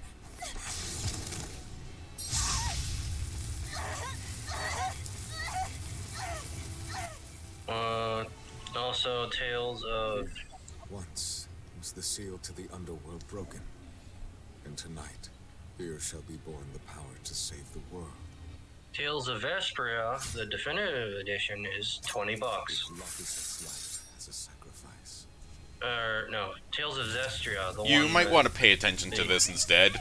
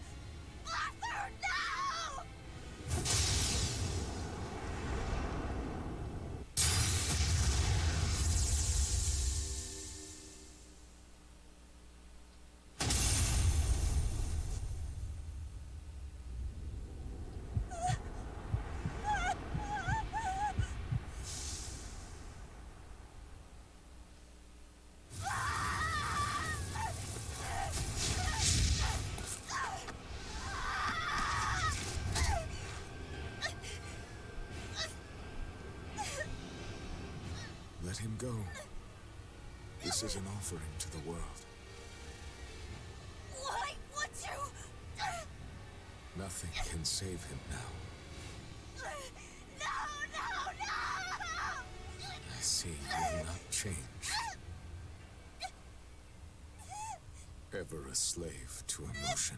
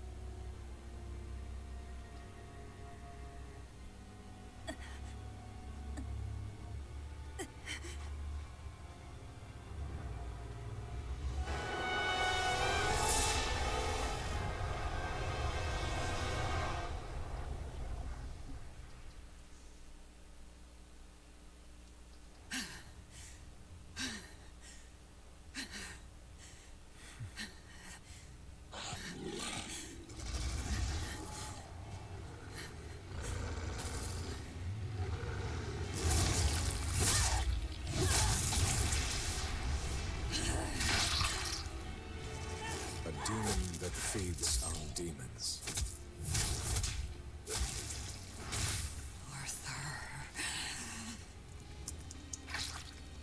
A Therian.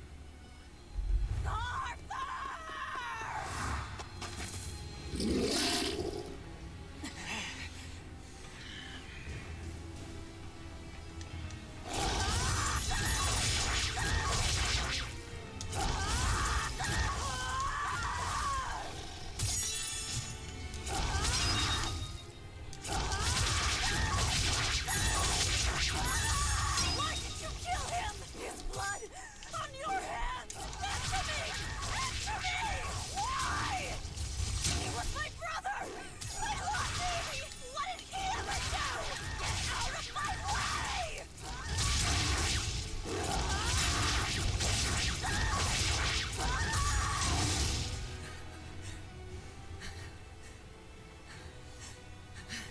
take a look around.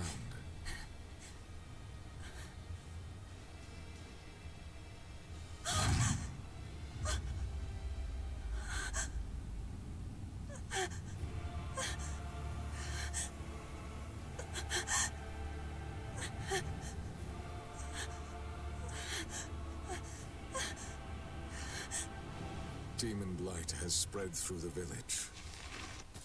Oh, that sucks. Do not fear. With my power as an exorcist,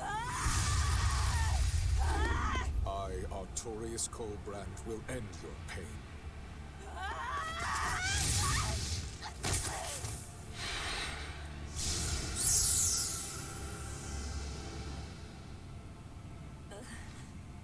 Ceres.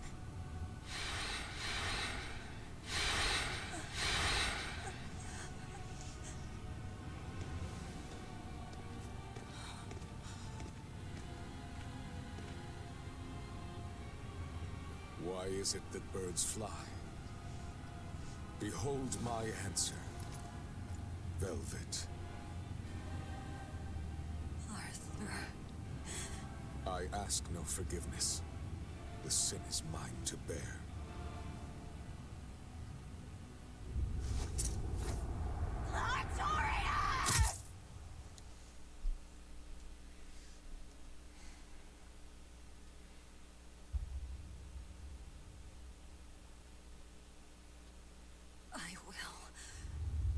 I will make you pay.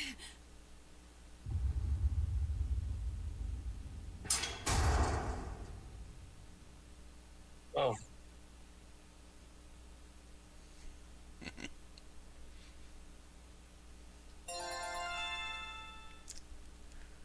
And that is the end of the prologue. What do you think? It's pretty good. How does one turn into a demon first? That is wholly unexplained for the vast majority of the game, and it is plot important, so I am not going to go into it, regardless of how many times people ask, because of the fact that it's really worth going into by playing the game. Don't worry about saying sorry, because it's just something that is very heavy spoilerific, you know? Now, the thing about this last battle here with Velvet going just complete screaming berserker is that to a lot of people, when they first played this game, they were shocked as hell because they did not expect this sudden swerve from kind of foreboding feeling to just outright child murder for the sake of an unspeakable ritual. You know? And then we get the time skip, which is obviously what happens immediately after this, because during the main game, Violet, who is now officially a demon, is, well, 19 instead of 16, so it's been 3 years since she witnessed her baby brother being murdered by her brother-in-law, all for an unspeakable ritual. And so her entire motivation is to, essentially, rip out her brother-in-law's throat and shit down his neck.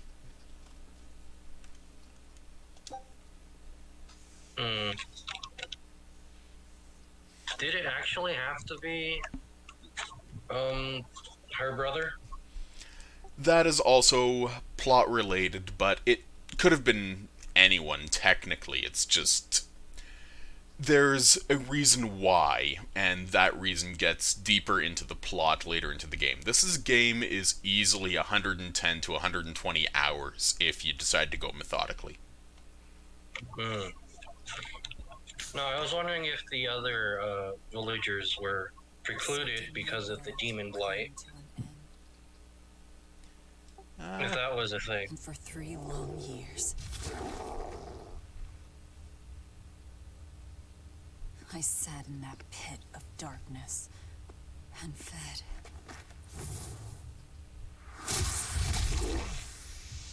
Devouring demons. So I could live. So I could live long enough to kill him. And be my brother's vengeance.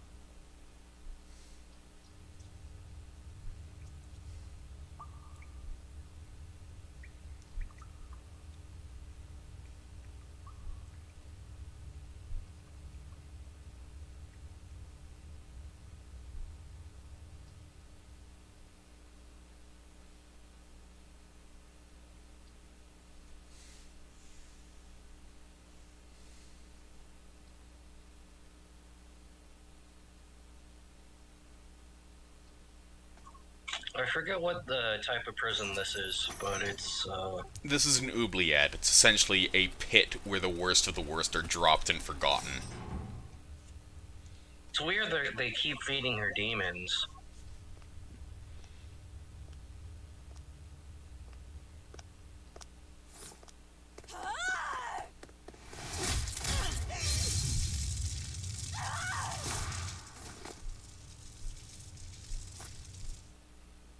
Where is he? First, there will be a test. It will decide if you are worth teaching.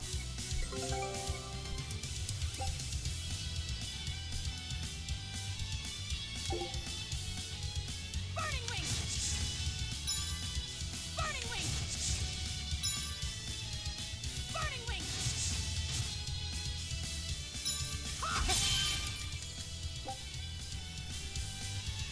So yeah, quick stepping. Forgot about that. It's just very much a case of hold block, wait until the enemy is just about to hit you with an attack, then move in any of the directions.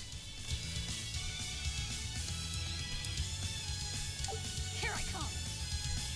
If you are not, I will kill you. Ready yourself.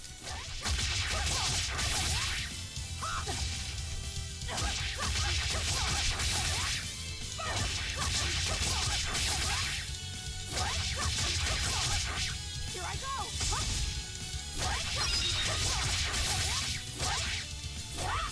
There, here I go!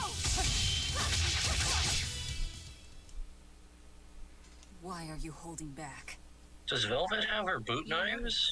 Well done. You passed. Or do they take those out? Of course.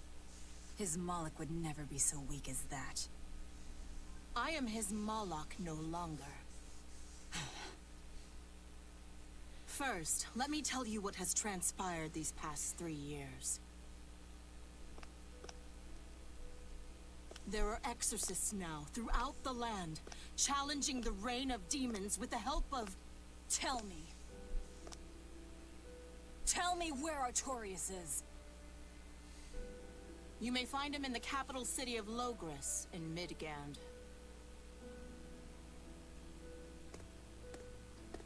You won't stop to listen. I can tell you what it was you saw that night.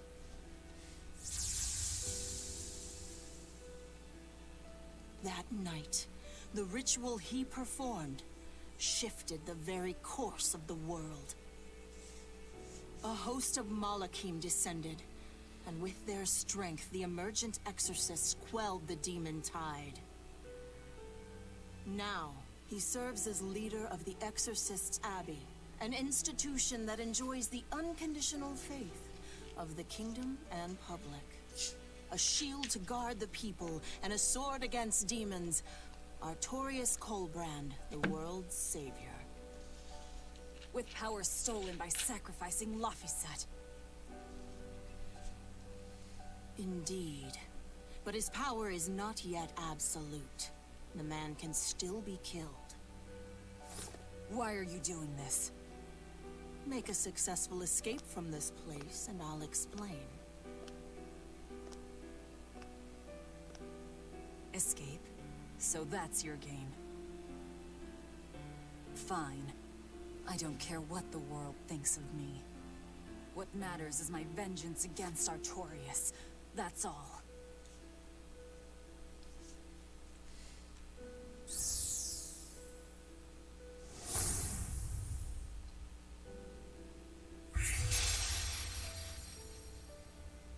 I have shattered your yoke. We must hurry.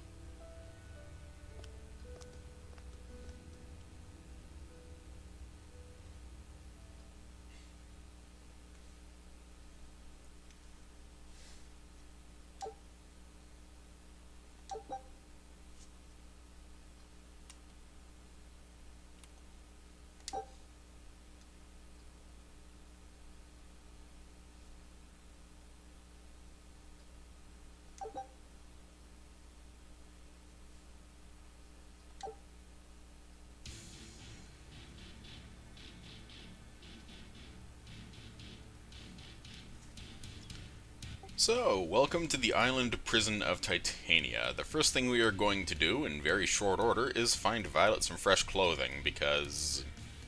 yeah, she's basically been wearing the same stuff she's been wearing for the last 3 years, and it's basically torn to shit.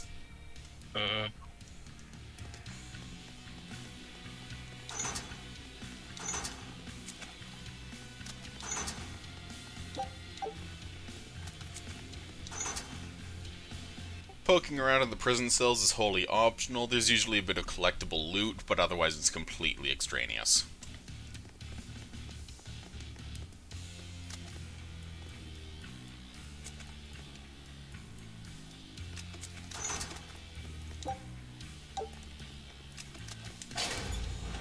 You will need equipment. There are weapons in the room ahead.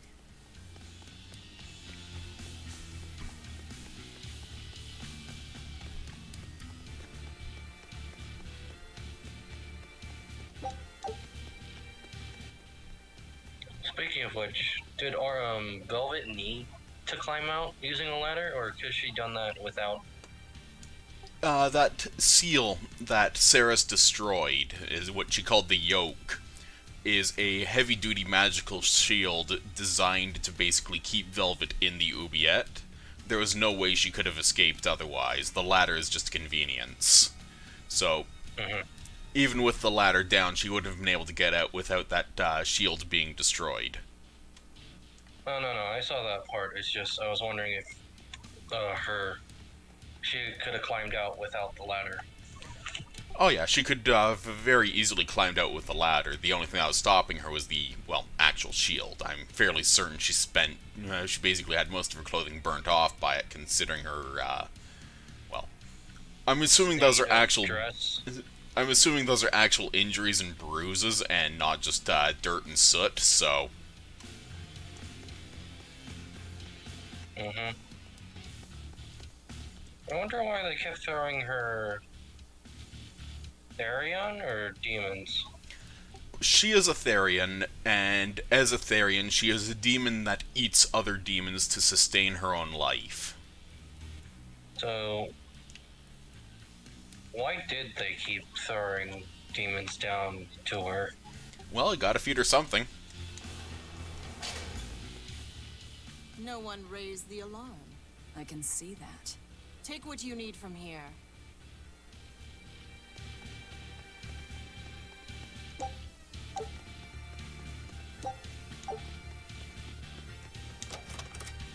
It looks like they kept prisoners' effects in here. Rope. This will be useful. Quite a blade. I know that sword. Stormhowl. What is it doing here? Well, it's too big for me. You're not taking it? It's a celebrated masterpiece. And if I can't use it, it's worthless.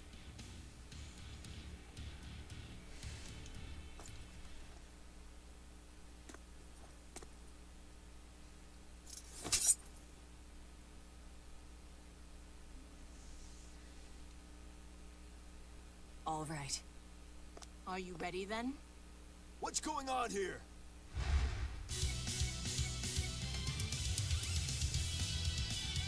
Be careful. He's no ordinary soldier. He's an exorcist orderly.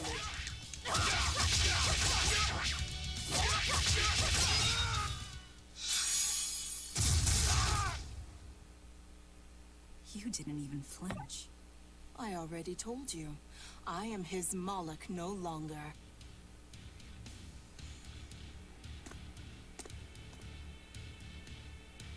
Is there a ship waiting? So you already know we're on an island? Yes.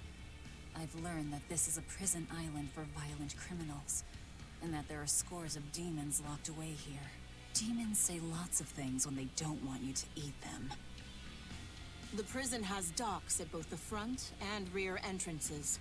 Our ship is on the back side. Got it. The back docks.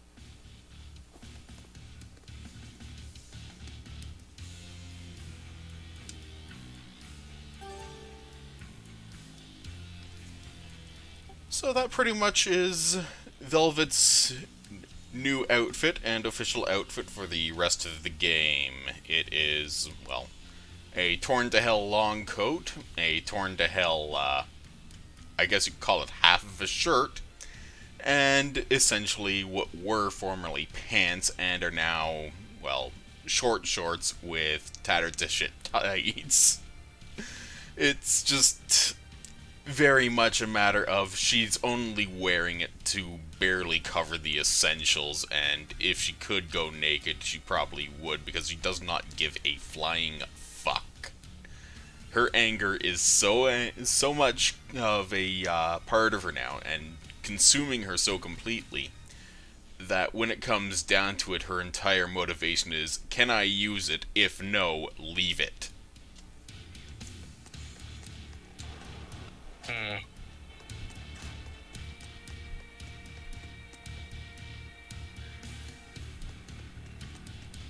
Ice Claw wants to know if there is a cold dungeon. What type of dungeon specifically? A cold one. I'm not certain, but I think there is.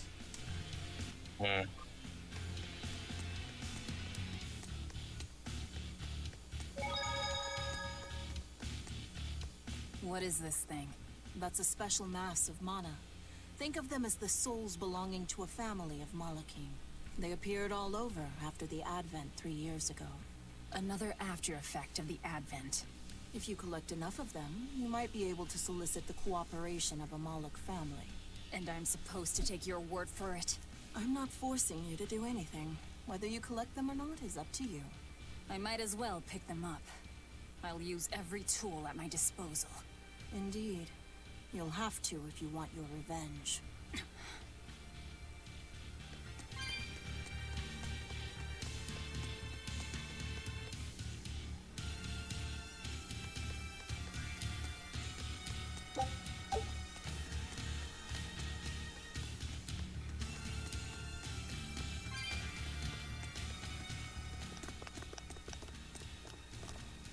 Guards coming.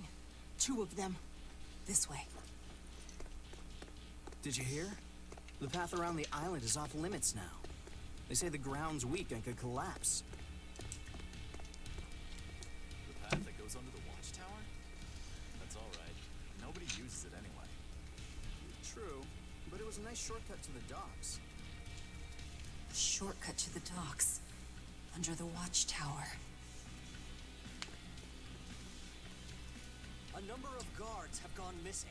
It would seem we have intruders on the island. All exorcists break into 2 groups and converge at the front and rear gates. Understood. No one will get past us. Stay sharp. The threat could be serious. Yes, sir.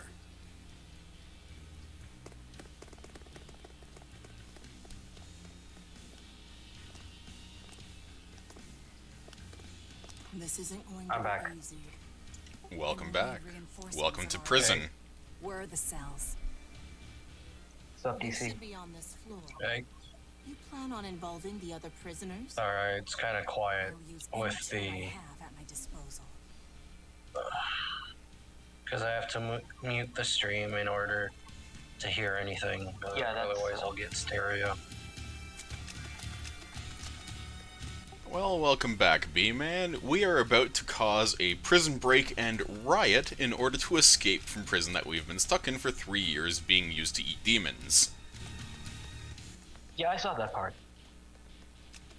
Well, this is the, beginning level. I guess. Yeah. Second level.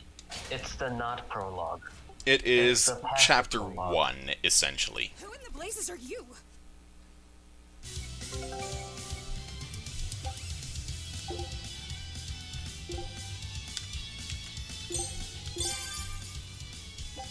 Who in the blazes are you? Well, that's an exorcist about to get their shit shoved in, so they don't matter. Yay. You would think they would have stronger exorcist guards here. I think that because of what happened, like with all the exorcists, all the new exorcists coming in, like these guys are just the weak busters in the game. Because the FNG. Either they're just the surplus. I get the impression that all the new exorcists that showed up, they aren't that powerful. I mean, on the flip side, I am playing on normal difficulty, so if I was actually playing on hard, I'd probably get my ass chumped if I wasn't playing optimally. How many difficulty levels are there? Let's see, there's piss easy, there's normal, there's moderate, there's hard, and then there's intense. So this cutscene goes on longer than it really needs to, but at the same time it very much shows off a lot of Violet's motivation in that, hey, look at all these prisoners being prisoners, might as well use them. I'm opening every door to every cell. We're getting off this island. What the hell? You serious?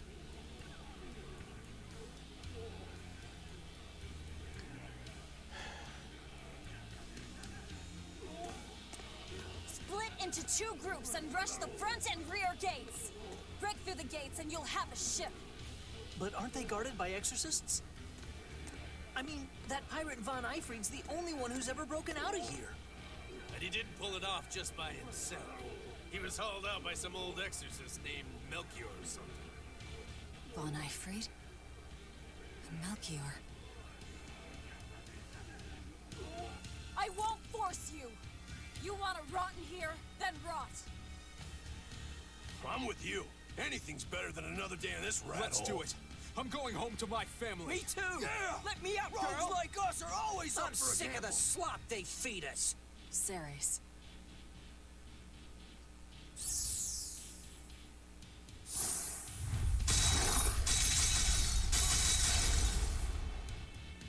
Let's go! We'll murder those exorcists! Open all the doors! That ought to draw the attention of the guards. In the meantime, we'll search for that watchtower. From there, we can follow the outer path down to the docks. So you're leaving them all to their fates? I told you, we'll use any tool I need. And before we go and do that, there's a whole pile of stuff to, well, poke around in, and this is just one of 2 major prison wings and a guard room, all of which have loot. So, let's start poking around and talking at people. Ceres is not a perfect party member, is she? Ceres is a supporting party member. She is formerly Arthur's Malik, and it's implied that, well, it's not even implied, she's just mad as hell at him right now for some reason, and she's not explaining why exactly. It's sort of like a jilted lover. Almost. Not quite.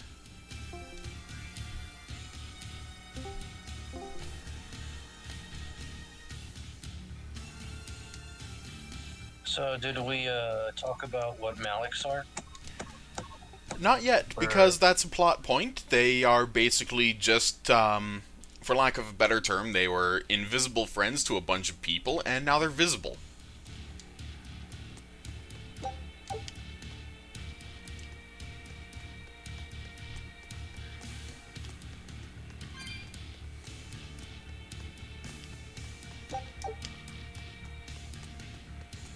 You're not going to escape? Don't underestimate the exorcists. They're all gonna die like dogs.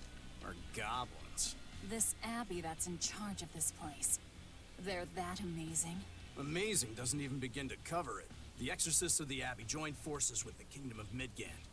And they've got the whole world in their pocket. They're merciless. They hunt down any human who becomes a demon. Going against them means taking on the whole world. And I bet I know who's at the top. Those who get captured and sent here are the lucky ones. We may be monsters, but at least we have our lives. Sure, until they get fed to me. Thanks for the info. Even if you manage to escape this place, thousands of exorcists controlling powerful Malachim will be out there waiting for you. There's nowhere for you to run. Nowhere. I'm not going to run. I'll gladly die, as long as I take Artorias with me.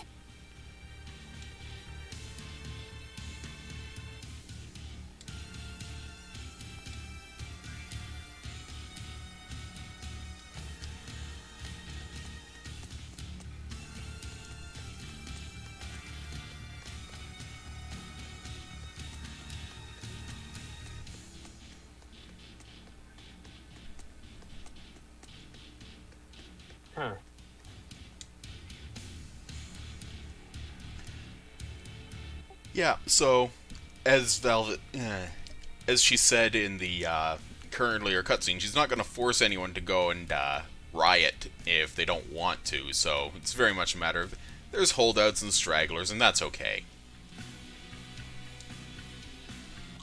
She's kind of nice about it too. I wouldn't say nice, I think polite. She doesn't strike me as the kind of person who's like nice anymore.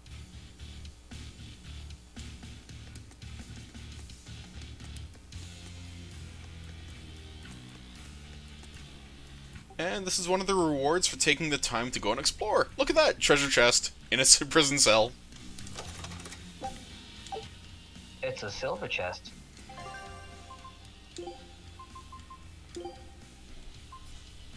So, these are new battle boots. They have a random skill of boosting your maximum health. Plus 30 hit points may be a lot now, but later in the game, not so much.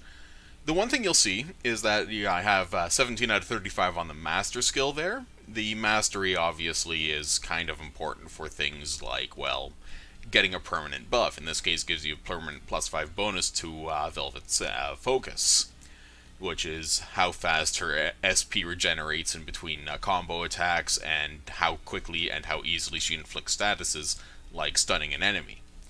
So obviously you kind of want that to get bumped pretty quick. Overall, she's pretty balanced. She has decent attack, a decent magic attack, decent defense and all, but her magic defense is lacking. So when it comes down to it, she's overall pretty much the most balanced character in the game when it comes to playable characters.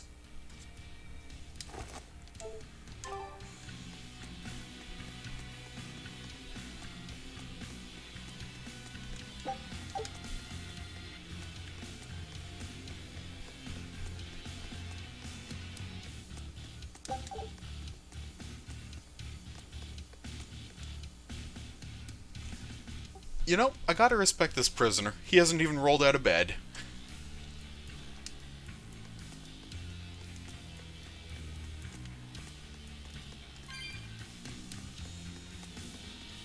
I couldn't do that.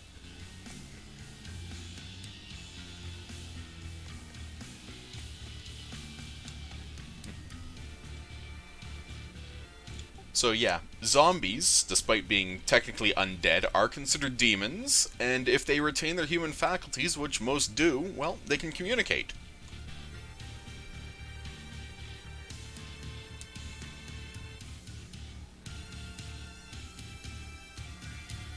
Actually, this makes me wonder, what happened to all of the suit and bruises and stuff that was on Velvet?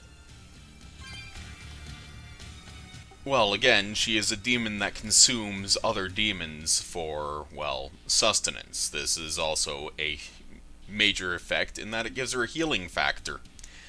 Essentially, she's like Wolverine if Wolverine was 19 and angry, and with boobs.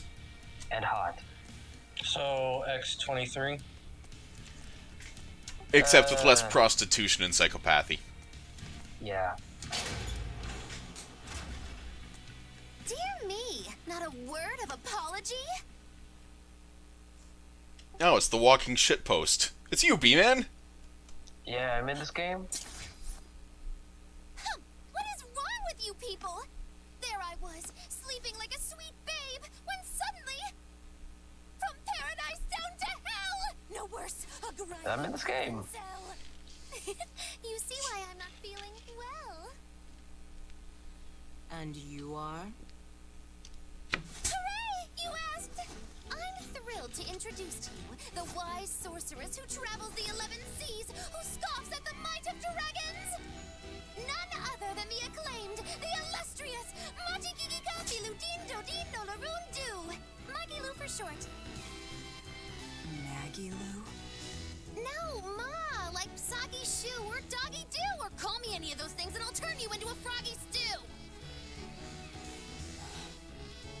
I suppose you'll never understand. People can be so tragically unlearned. But hey, like I care!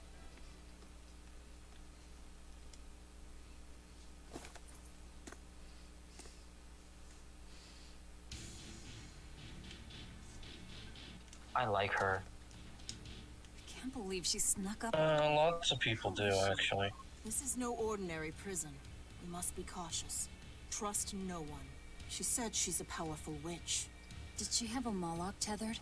No, I didn't sense Malakim around her. She's an ordinary human, I think. Then she's an ordinary magician, not a witch. If she tries to trick me again, I'll crush her and be done with it. So yeah, as I said, a walking shitpost.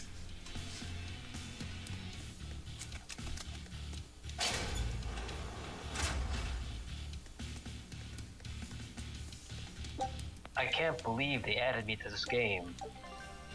And made me white. And skinny. And an elf.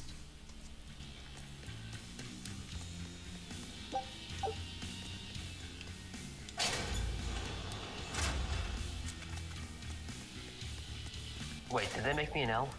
Yeah, Magilu has pointy ears like an elf. Ah, So, fuck. one thing you'll notice that I just picked up are herbs. They, well, herbs regenerate over time, and they are permanent stat buffs to the character that consumes them. It's like weed.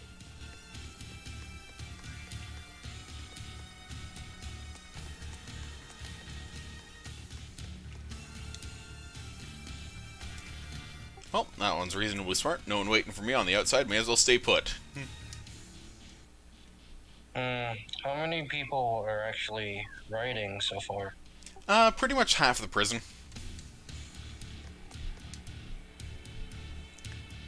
The thing is that, well, like this werewolf is saying, that, well, they're demons. They are absolute ass kickers, you know?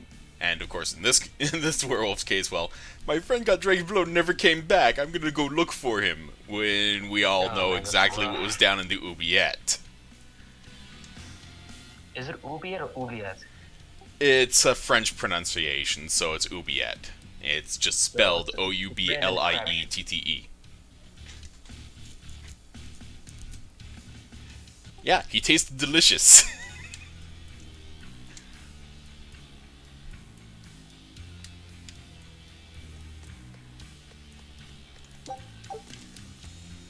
And our reward for poking around over here, another treasure chest.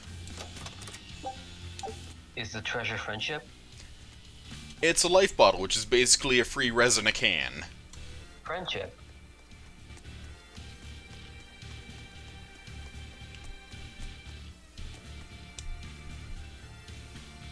Oh, ice class says, ooh, please, 8.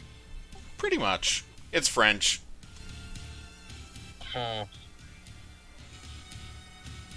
I hate French. Oh, come on. French as a language isn't bad. It's just...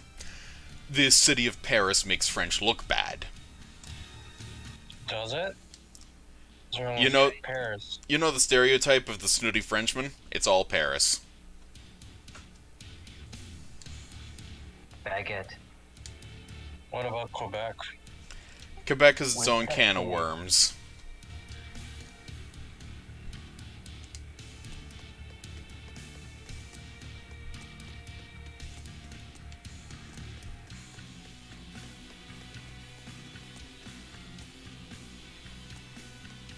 Oh, did you see me and Bear's musings on the Canadian version of the starters? Yep. I did not.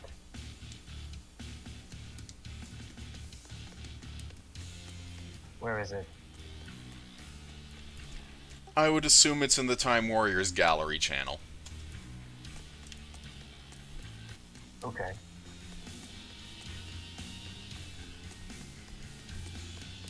It should be in the lounge.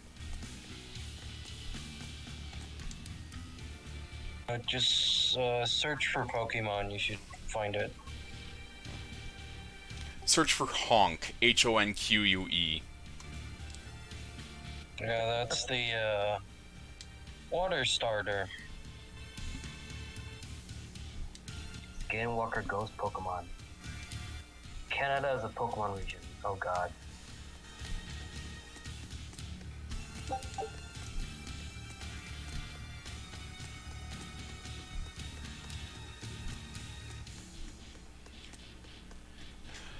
Okay, so we have looted the absolute hell out of the prison wings, so let us continue onwards.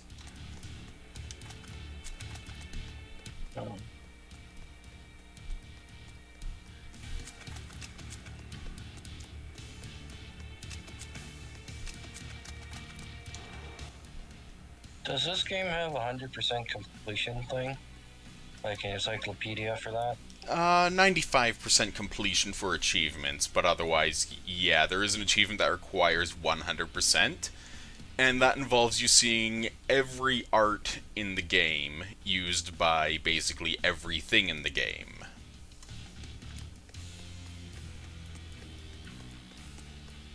That seems skippable.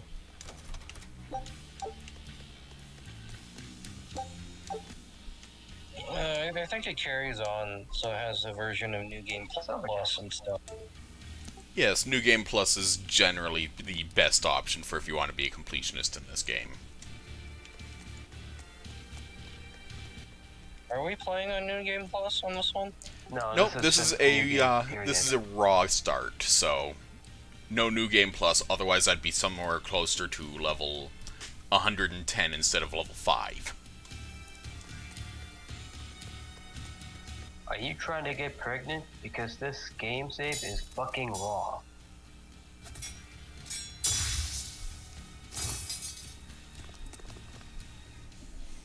I'm not sorry.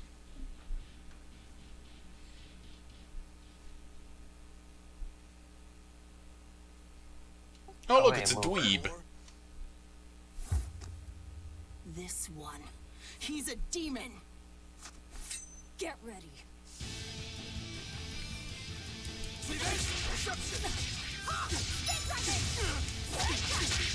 You're not human. Neither are you. True enough. Therion? It's weird. No, he just looks like a regular demon. It looks pretty human. His eyes glow red, he's not human. Differentiates Therion and regular demons. Therions eat other demons. He doesn't So look yes, like he's there eaten other there are types of demons. Already. Brittle these exorcist knives. I've got to reclaim Stormhowl. Stormhowl? That sword we found? You found it? Where? Do you have it? Please tell me. It's in a storage room. Down below. Down below? You have my thanks. And that's probably the fastest and funniest way to end a fight. If things settle down, we'll miss our window. Hurry.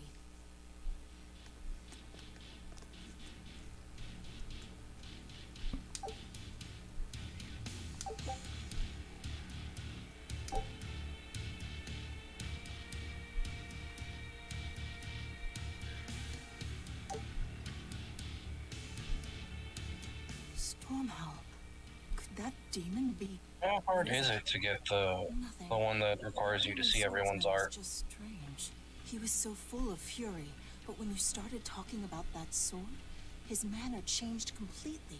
Don't think too much about it. He's a demon after all. The prisoners here are all so unusual. Except for you. Forget it. Like I care what a Moloch thinks of me.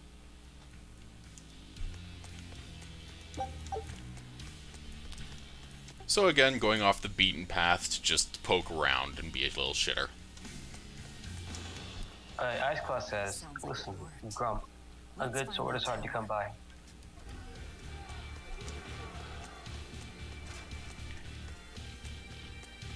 Anyway, just to let you know, all of the recruitable characters, of which there are a total of 6, including Velvet in this game, you have to fight 4 of the 5 other major characters that you add to your party.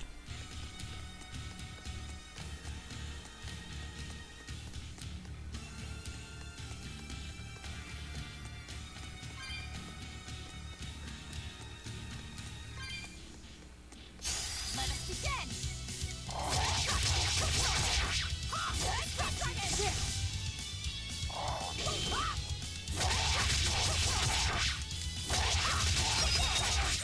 just standing there doing nothing?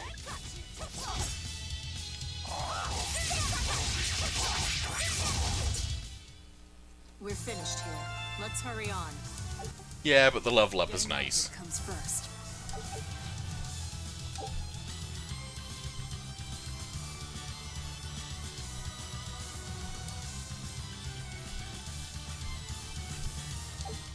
Eyes Claw says, looking at Velvet, I don't think there would be any other way.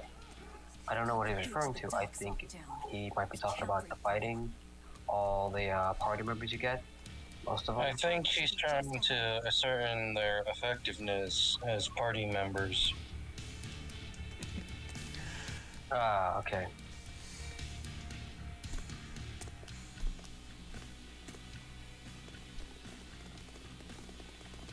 Beck, do we sound alike? You won't be getting away.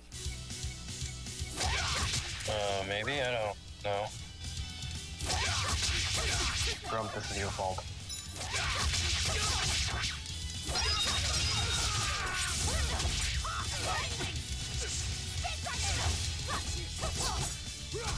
No, it's not your fault, I'm sorry. It's the fault of some confusion. It's Confusion's fault. Come on, Again, if I'm going full silence, it's usually because I'm in the middle of beating the shit out of someone's face, so sorry about that. I did a thing that I know, I remember it upsets you, so I tried to take it back. Thank you. You're welcome. The prisoners are doomed. Time is short. We need to get down to the path.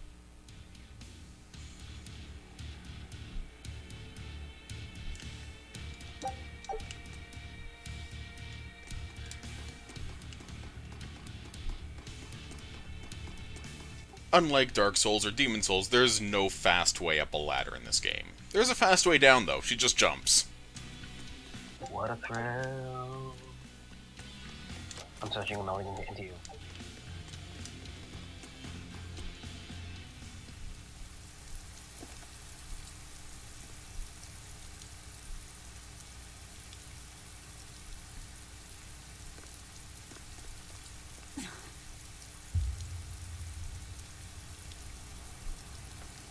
Can't you jump down this?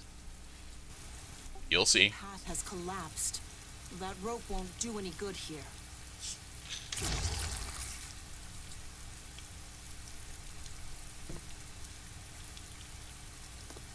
Wait, you're not seriously going to try it, are you? He fell further than this back at the shrine.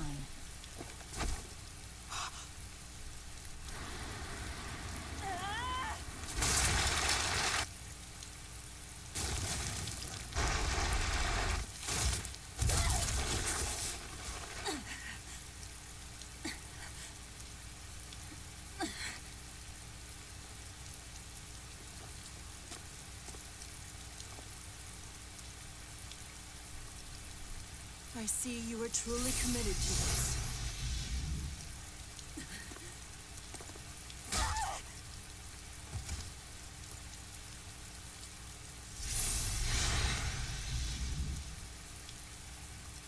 You're strong. I would almost think you made an oath. It's a ritual that grants special powers if the oath taker abides by certain restrictions. The harsher the restrictions, the greater the power one may command. In a very real sense, an oath is a sort of curse, right? Well, guess what? You're the ones who did this to me. I am aware. That is why I chose you.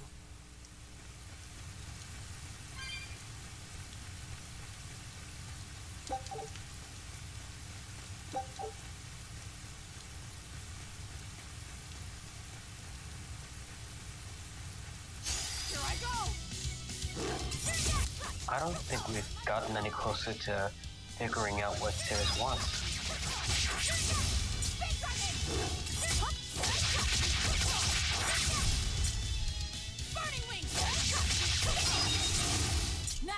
We're finished here.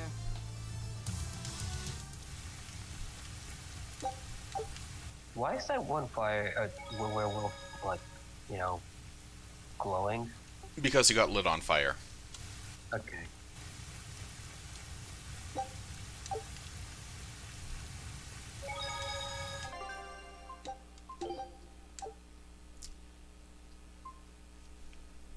So yeah, as you can see, I'm just showing off my actual saved game. I have 24 hours in and I'm level 65 compared to level 6 on Titania.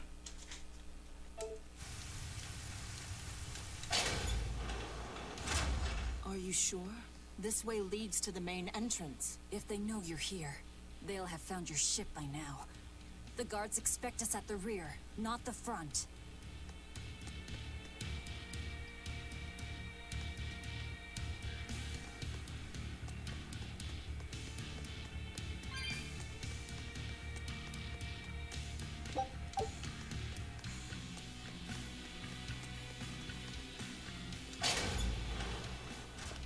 We're almost there. That's enough. And boss fight. Boss fight? Oscar. I had Who's no the idea big an boss Exorcist of this Praetor place? had been assigned to this island. You surprise me, Ceres. Aiding criminals now, are you? Did Lord Artorius request this? No, I'm acting on my own. A mullet with free will? And yet, I sense someone's strings guiding you. Hold on. A Praetor is far more dangerous than an orderly. I'm all out of subterfuge. And besides, if we can't overpower this one, our end goal was hopeless to begin with. You're a demon, but still a lady. So I'll show you due respect. I am Oscar Dragonia, Praetor of the Abbey of the Holy Midgand Empire. Who might you be? Huh. All right. Graceless demon it is then.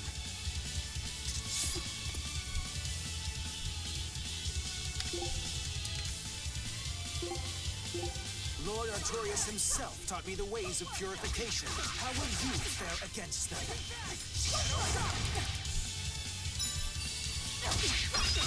Kick his pretty ass.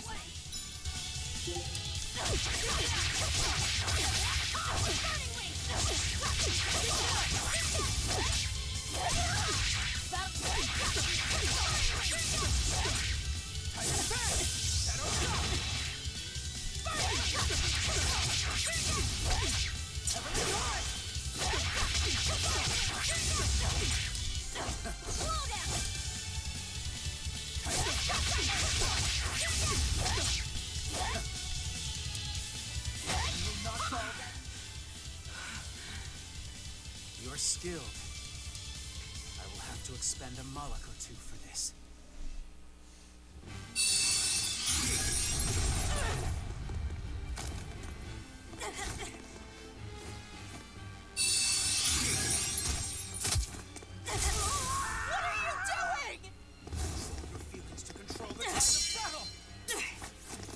More of your vaunted reason.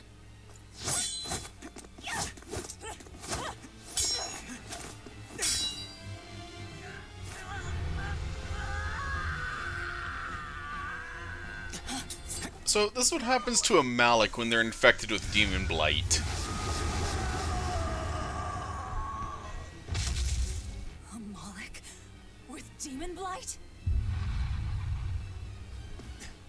It's lost control.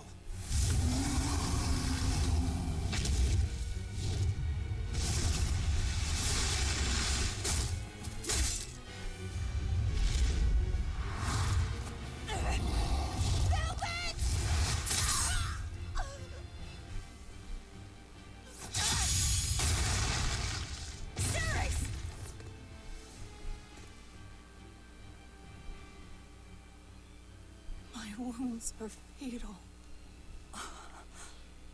Please, consume me. I'm not about to. My form is bound by an oath whose price is my life. The time has come to pay. Feeding on my form will grant you strength, the strength to press forward. I ask only that you devour me. Why? A flame burns in my heart, too. A flame I cannot quench no matter how hard I try. Just like you, Velvet. This was Laufey's. That is why I cannot abide it. This frozen world. This frozen people. I'm just that stubborn of a woman. Hurry, before my life fades. Do it now.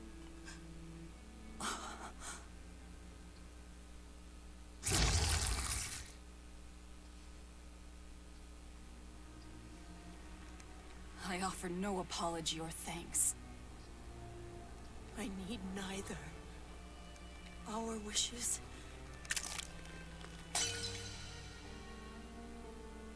are one and the same. I treasured those days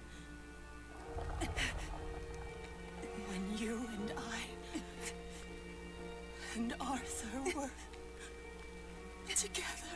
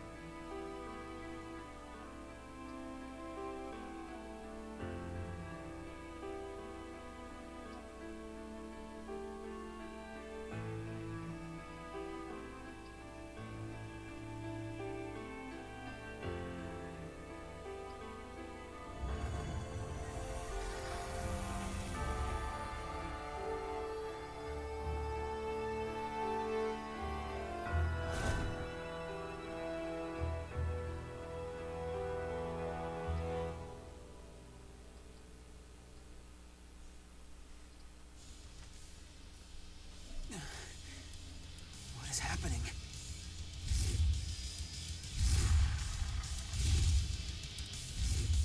Move! If you don't, I'll eat you!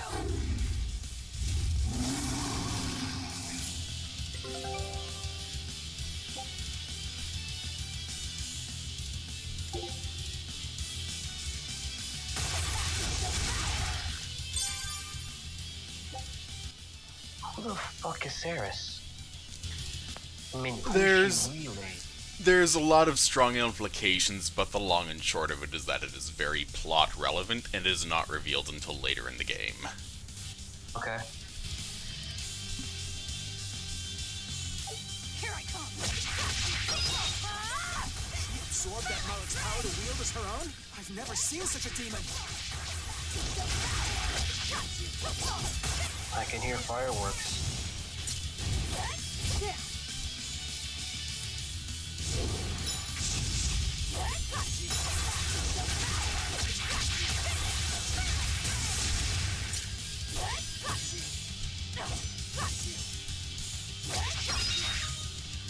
So what was that power up we got?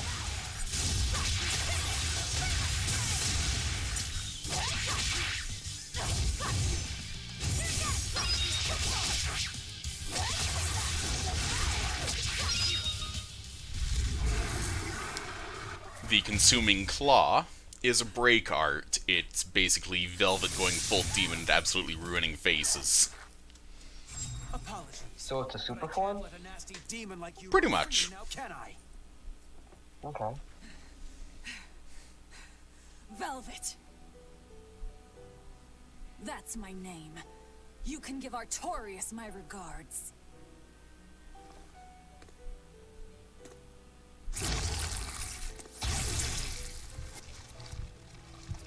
My name is Velvet Crowe, and I will devour demon, Moloch, and exorcist alike. I am a monster! I am a Therian!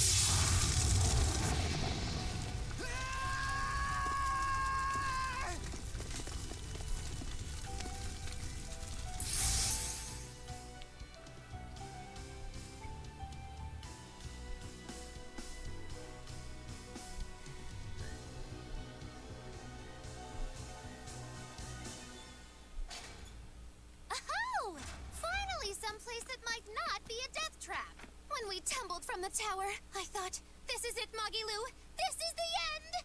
It would have been less risky if you hadn't suddenly appeared and jumped on my back. Oh, hey, it's you. It's thanks to you that Stormhowl is back in my care. Rokuro Rangetsu, at your service. This blade is my life. I owe you a great debt, one I vow to repay. Yes, she's a peach and a model citizen. Can we get our move on? I think they're just about done massacring the rioters. The docks are just ahead. Give me a hand.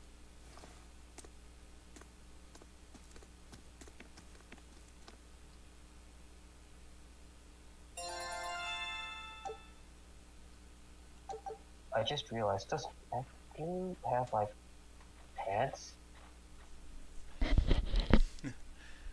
What, you mean, what the hell is Magilu wearing? Yes, Yeah. her skirt is made of books.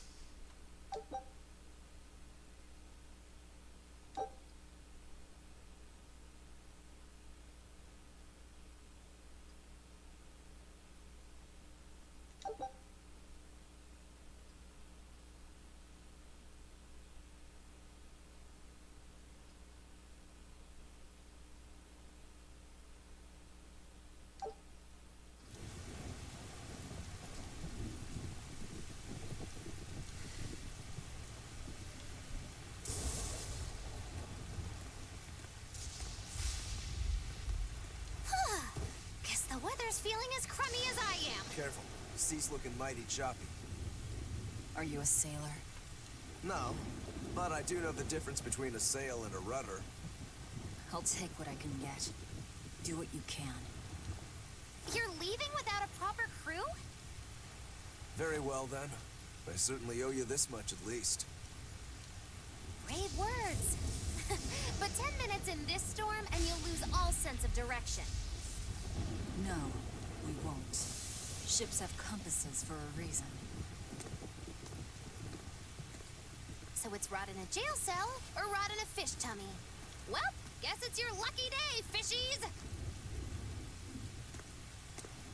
I'm coming for you, Artorias.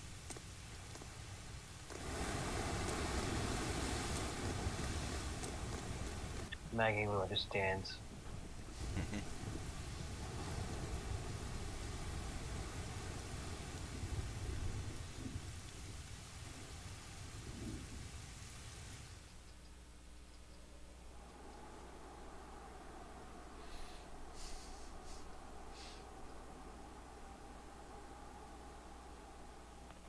Oh, Ice Claw says, pants are the lost art in this universe. Not quite, but it gets close to that.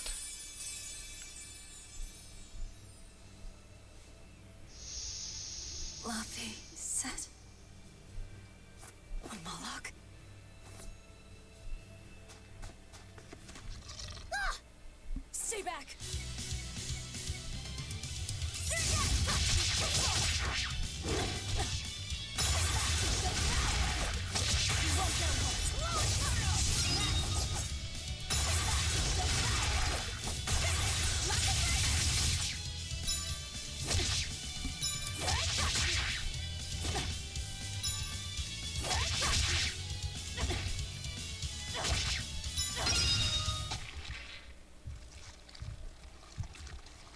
My word, a demon muncher. You really are a box of horrors, aren't ya?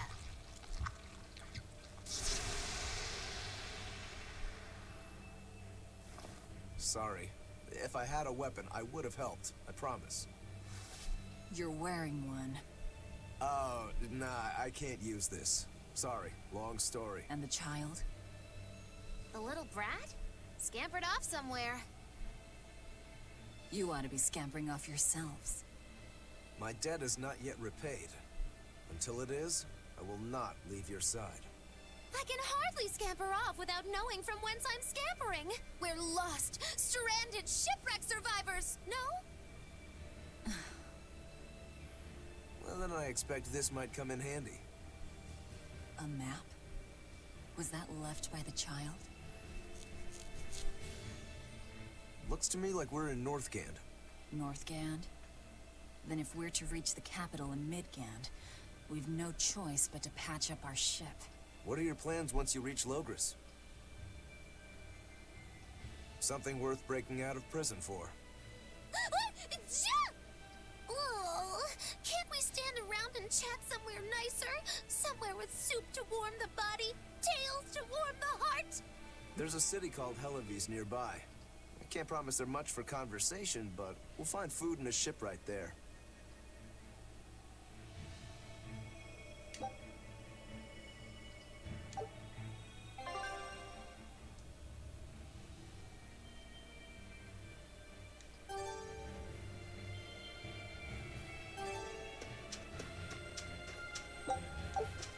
Velvet, you know that kid?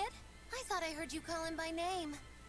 No, I don't know any Malakim. Not anymore. Anymore? What? Well, whoever he was, there was something different about him, that's for sure. You can say that again. Using healing arts on a demon without being ordered to? And he stole that compass, too. For being an exorcist Moloch, he's a greedy little imp. Well, we did help ourselves to a certain map of his, so... I consider myself an island of virtue in this sea of wickedness. I suppose. Come on, it's not funny if you agree with me. You think? So this is how escaped prisoners behave.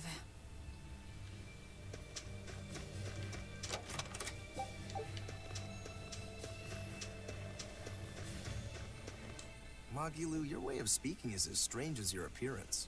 Hey, I'm a witch. I must project a proper age and dignity. I like these idiots. I have an image to maintain.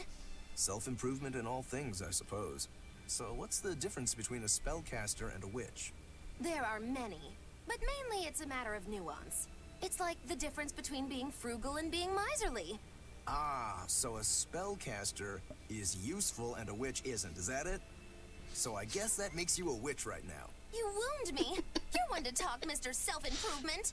Your words cut deeper than these northern winds. As I said, walking shitposts. The entire party.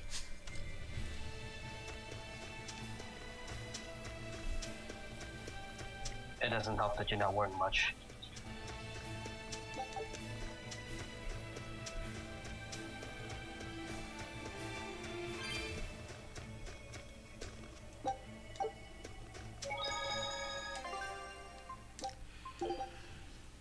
And that is it for the prologue and chapter 1. I am slightly surprised it took only 3 hours to do so.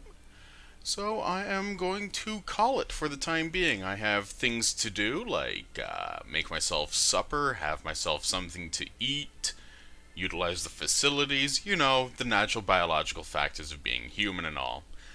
Anyway, I want to thank you all for coming. I want to thank you for taking the time to watch the show. I hope you enjoyed it. And for those of you who are on the fence, the game is $12.50 on Steam at the moment, 75% off, courtesy of the Steam sale. And, of course, that's going to be dating this, so yes, it is before July 9th. In other regards, I, again, hope you do well. I hope you have a good evening. And I hope you decide to get this game, because I am honestly greatly enjoying every part of it.